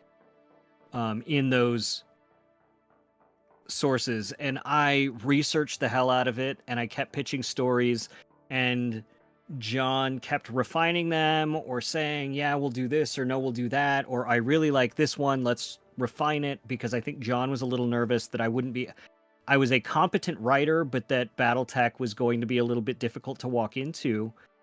And then by the time we finally greenlit a story, I got a call right before I was about to start writing, like, hold on, don't write that. We're moving into the Ill-Clan era. We're finally going to make that switch. So I'm going to need a totally different set of pitches from you. And so it took a while to get in, but I've got so many stories from that era, from all that time I spent there trying to figure out how to tell stories there, that I really want to tell. As far as older stuff, well, I mean, that would actually, people have to remember the Blakist era was 24 years ago. This is not recent. It's always like, just as a quick aside, I always find it really funny when people are like, oh, I can't believe that, the Free Worlds League is dead. I'm like, well, it was dead between 2000 and 2008. It's been alive again for 16 years. Like, this is not new. Like, there are people who were born who are preparing to graduate from high school who have existed in the time that they've been back. It's not a recent occurrence. Or there'll be people who act like the Blakist era happened like 5 years ago. It's like, no, the Blakist era happened 20 plus years ago. It's not new. It's been around for a while. Yeah. No, so that's, I guess that's my answer. Hopefully that's a satisfying enough answer. But honestly, like, I've been able to write in a few different eras now. I prefer Ill-Clan because I feel the most comfortable there. But, like, I got to write in 2K id, I got to write in some other eras, like, so like Clan Invasion and stuff. And, like, I just enjoy it. I enjoy trying to tease together the puzzle that I need to put together. So wherever it is, I'm really, really interested in just working that out and figuring it out. Let's see here. Question: do you have a story path for the future of GE's Falcons, and what you want and can do for them in the future? I mean, I'm sure you do, but I will say I've got a proposal for the next step. I don't know how much that's going to need to change because of other stuff. Not at a huge level. I know generally where it's going to go, but there's a lot of finer details in the story that are really dependent on other writers and how things shake out with them. So it's sort of on hold until some of those other stories fall into place. But there are definitely some ideas, and I know where they're heading next, and I think it's going to be really interesting and fun to see. And that's part of the reason I really love how all the clans feel very different now. Before it used to just be like, everyone but Ghostbearer felt really the same before. Like, it's like you had all of the clans in Ghostbearer, and you're like, what's the difference with Ghostbearer? They believe in the concept of family. Congratulations. Everyone else is... Are they angry? How angry are they? And now, like, I mean, as I mentioned earlier, Seafox is a non-clan. Like, you take a look at Ghostbearer, well... Let's not talk about Ghostbearer. Let's not go. But, like, I just mean, like, you can take a look at each individual one, and they all have unique flavor if they've been given exposure. The one that hasn't yet, in my opinion, at least not enough, has been Snow Ravens. And I want to see what they do with them. We've got some really fun plans for them. I'm really excited to see more Snow Raven stuff, too. Because I know what's coming down the pipe.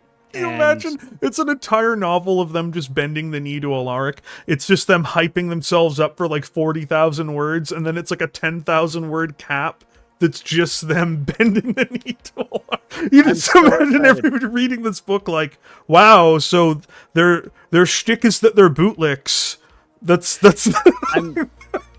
I'm excited to see how they've all evolved in different ways in the Inner Sphere. But I'm what it does is, like, we've had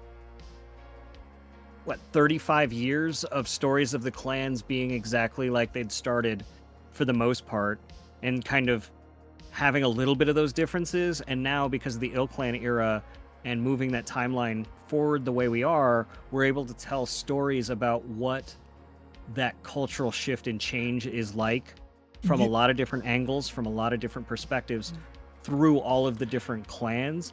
And what it does is it just opens up a whole lot of new storytelling potential and a lot of character potential that is going to make Battletech not feel stagnant. To be fair, everything you described could have been done during the Dark Age, because the cultures you guys are going to be exploring start in the Dark Age. Yeah, it could have. But they just but that's what I'm about to say. I'm like, but it was just never handled that way. And the one clan that changed, like the two clans that changed the least, were Jade Falcon and Wolf, and Hell's Horses, but they got no exposure. And you know, those ended up being the only clans getting anything written about them outside of like one-offs here and there throughout the entire era. So it feels like, oh well, they didn't change much. It's like, well, actually, if you read the other resources, plenty of these other things have changed. We've just not been given a first-person perspective, of how they changed, right?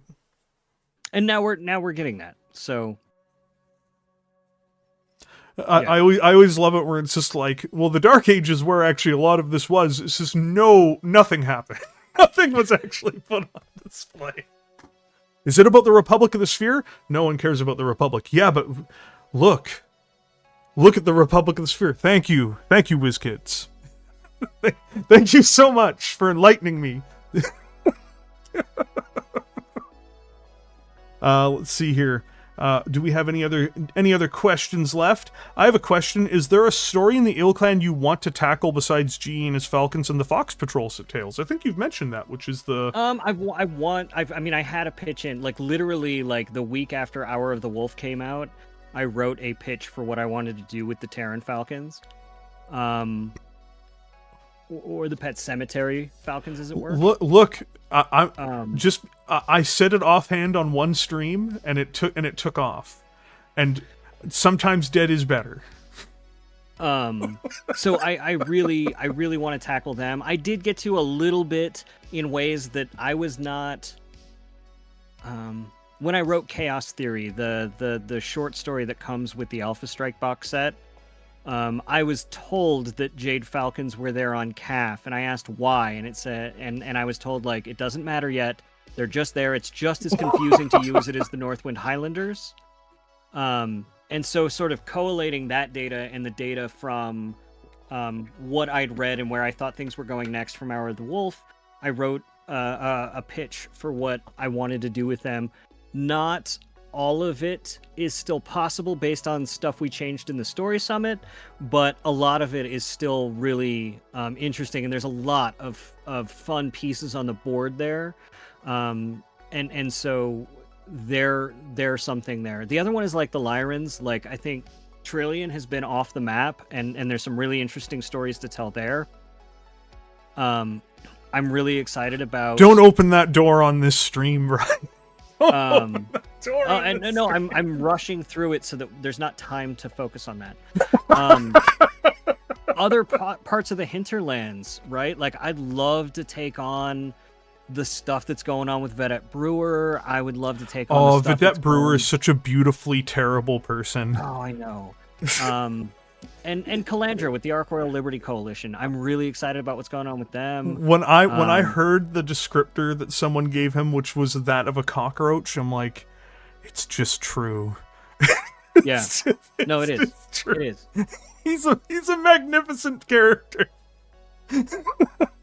Yeah, no, he's a great character. That's the thing, is like, you can be a great character and not likable. Oh, you can be a great character and I can love to hate you. And Vedette Brewer is that like just adorable cockroach. People think there's no low that G.E. Chistu won't go. Well, they've not met Vedette Brewer. Maybe he sends a marriage proposal to Vedette Brewer if that's going to sing Jade Falcons. Vedette Brewer's just like, well, you know, we have to measure the benefits of it.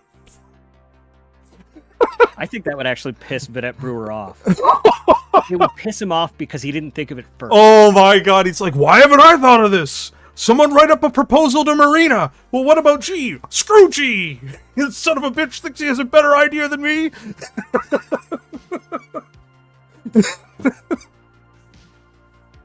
But let's see. We're gonna just take a couple quick questions here because we are at the 2-hour mark, which is what are your thoughts on shirtless Alaric? I actually know your thoughts on shirtless Alaric, unfortunately. So I don't know if people realize this, but as you first showed everyone shirtless Alaric, we started laughing, and we're like, and then John came down and said, "I want to do this romance novel for April Fool's Day. What do we call it?" And everybody sort of was like half-heartedly saying titles, like Trial of the Heart, or something. Out of my mouth at like 2 decibels louder than everyone else's. Hungry Like the Wolf, and you could hear a pin drop. And everybody was like, that's it. Like, and that was the end of the discussion. I love it. I think it's the funniest thing in the world. And Mike's purple, turgid prose is hilarious to me. The morning he came down with that wretched opening. And he starts reading it, and everyone at that table, especially those who weren't there the night before, like the heads turning, like, what the fuck are you talking? Yeah. What are you doing? Because I mean, like, Mike and I were sharing a room, and we went up, and I went to crash, and he was just sitting there on his iPad just typing after I went to bed because he was so into how hilarious this idea was. But yeah, I mean, I'm all in on shirtless Alaric. I named Hungry Like the Wolf. Like, yeah, like I still remember when I showed it to Lauren Coleman, and Lauren just looked at it. He looked back at me, and he looked back at it again before giving me this look. Like, he just goes, "But why?" Yeah, no, I think that is a correct response. I'm like, you have to understand that I'm in a terrible circumstance. No, and they're asking in the chat who said it first. Like, it was me. Like, I don't think there's any debate about that, right? No, literally, like, you, Hansa, Stackpole, me, Helfers were the ones just sitting there in a circle, basically talking about what to name the book, and everybody, and it was like 3 or 4 minutes of everybody coming up with names, and then literally in the midst of, I think it was Mike and John talking, you literally just announce "Hungry Like the Wolf" and sit back as you said it, and everyone's like, "Oh no." Yep. What have we done? Like, I felt like Oppenheimer splitting the atom. Like, what Pandora's box have we opened? So we'll see. We'll try to get one more here. Let's see here. That's not related to Hungry Like the Wolf. It's not the non-Hungry Like the Wolf question. Everyone is talking about this, and or people are throwing blame at you and Stackpole. Remember, the blame is actually the chat's. We had an enormous member goal to get that horrid thing done, and it was only made because I'm like, I bet you guys don't hate me enough to become members to do this, and I was wrong. So the thing you have to understand is that, like I was explaining, how like storytellers love solving for X, and Red gave us half of an equation, and Mike and I are going to sit there and solve it. Right? In a week or two, we should have Muppet Hans Davion. It's time to, put on makeup. It's time to light the lights. The other one is the one I'm gonna do after that, and I don't even know if we're gonna need to do a goal for that one, is gonna be Hello Fellow Marik's Nicole. Where it's gonna be Nicole like going into a room with all these like official looking Marik people. Like, we're gonna have like Fontaine, Brett, Marik all just at a table, and she's gonna be in like a purple tracksuit with gold chains and like with just Marik everywhere she possibly can on herself, literally coming in saying "Hello Fellow Mariks," trying to blend in, and just all of them are gonna look like Jesus. I still like the idea, like, you need a counterpoint to Shirtless Alaric, and it was Bikini Malvina. It can't be, because, like, you know why? All of these are very different from one another. So each one is uniquely cringeworthy. Instead of, like, a romance novel, Shirtless Alaric, though, it is Beach Blanket Bingo Malvina. Like a 60s movie poster. Oh, don't put that evil into the world. Don't do that. I have to. No, you don't. This is why you invited me. No. But it's been 2 hours and 15 minutes, so I'm going to give you the floor very briefly just before we sign out here. Is there anything you would like to say to Battletech fans regarding your work, or regarding just Battletech in general, or regarding the community? You know, one of the things I'd like to say is just, like, I'm really grateful for how well the vast majority of the community has really embraced me over my last 5 years in Battletech. It's weird, like, it feels like I'm kind of the new kid still, and I very much am, but, like, I've been doing it for a long time, and the community has been so welcoming, and I'm really grateful for that, because it's been great. Like, there hasn't been anything more heartwarming than going to, like, Adepticon or Gen Con or whatever, and having people come up and just say, like, show me their mechs that they've painted up as the Fox Patrol, or introducing me to their kids that are like, this is the Fox Patrol was the first story that they read, or the Fox Tales was the first book they read, and it's what got them into Battletech. And now I remember that actually at Adepticon when that happened. I was nearby. A guy came up, introduced me to his 11-year-old, and said that him and the 11-year-old's cousin were playing in an RPG classic mix where they wanted to be the Fox Patrol.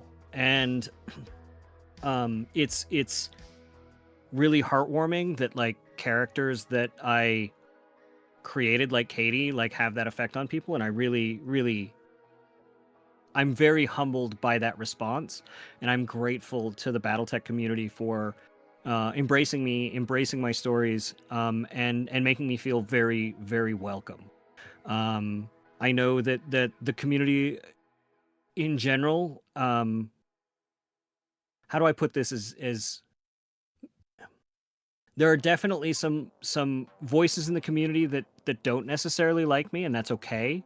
Battletech is such a buffet of everything that we love, that if one era is your thing, we've got that still. If another era is your thing, we've got that. If the new stuff is what you're after, we've got the Ill Clan. Like, there's something for everyone in Battletech, and I just love that it brings people together at tables playing the game. I'm under no illusions that the fiction is there to help players tell stories at their tables, and I'm really excited that I get to help do that.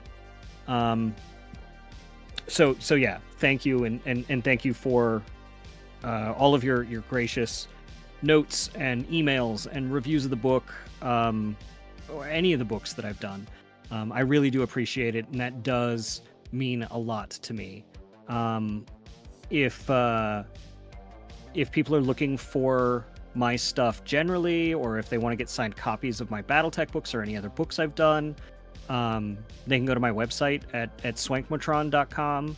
I'm pretty accessible on social media, so I'm happy to answer more questions. This is, I think, my third Q&A session this week, just sort of. You've been running around, man. It's been hilarious.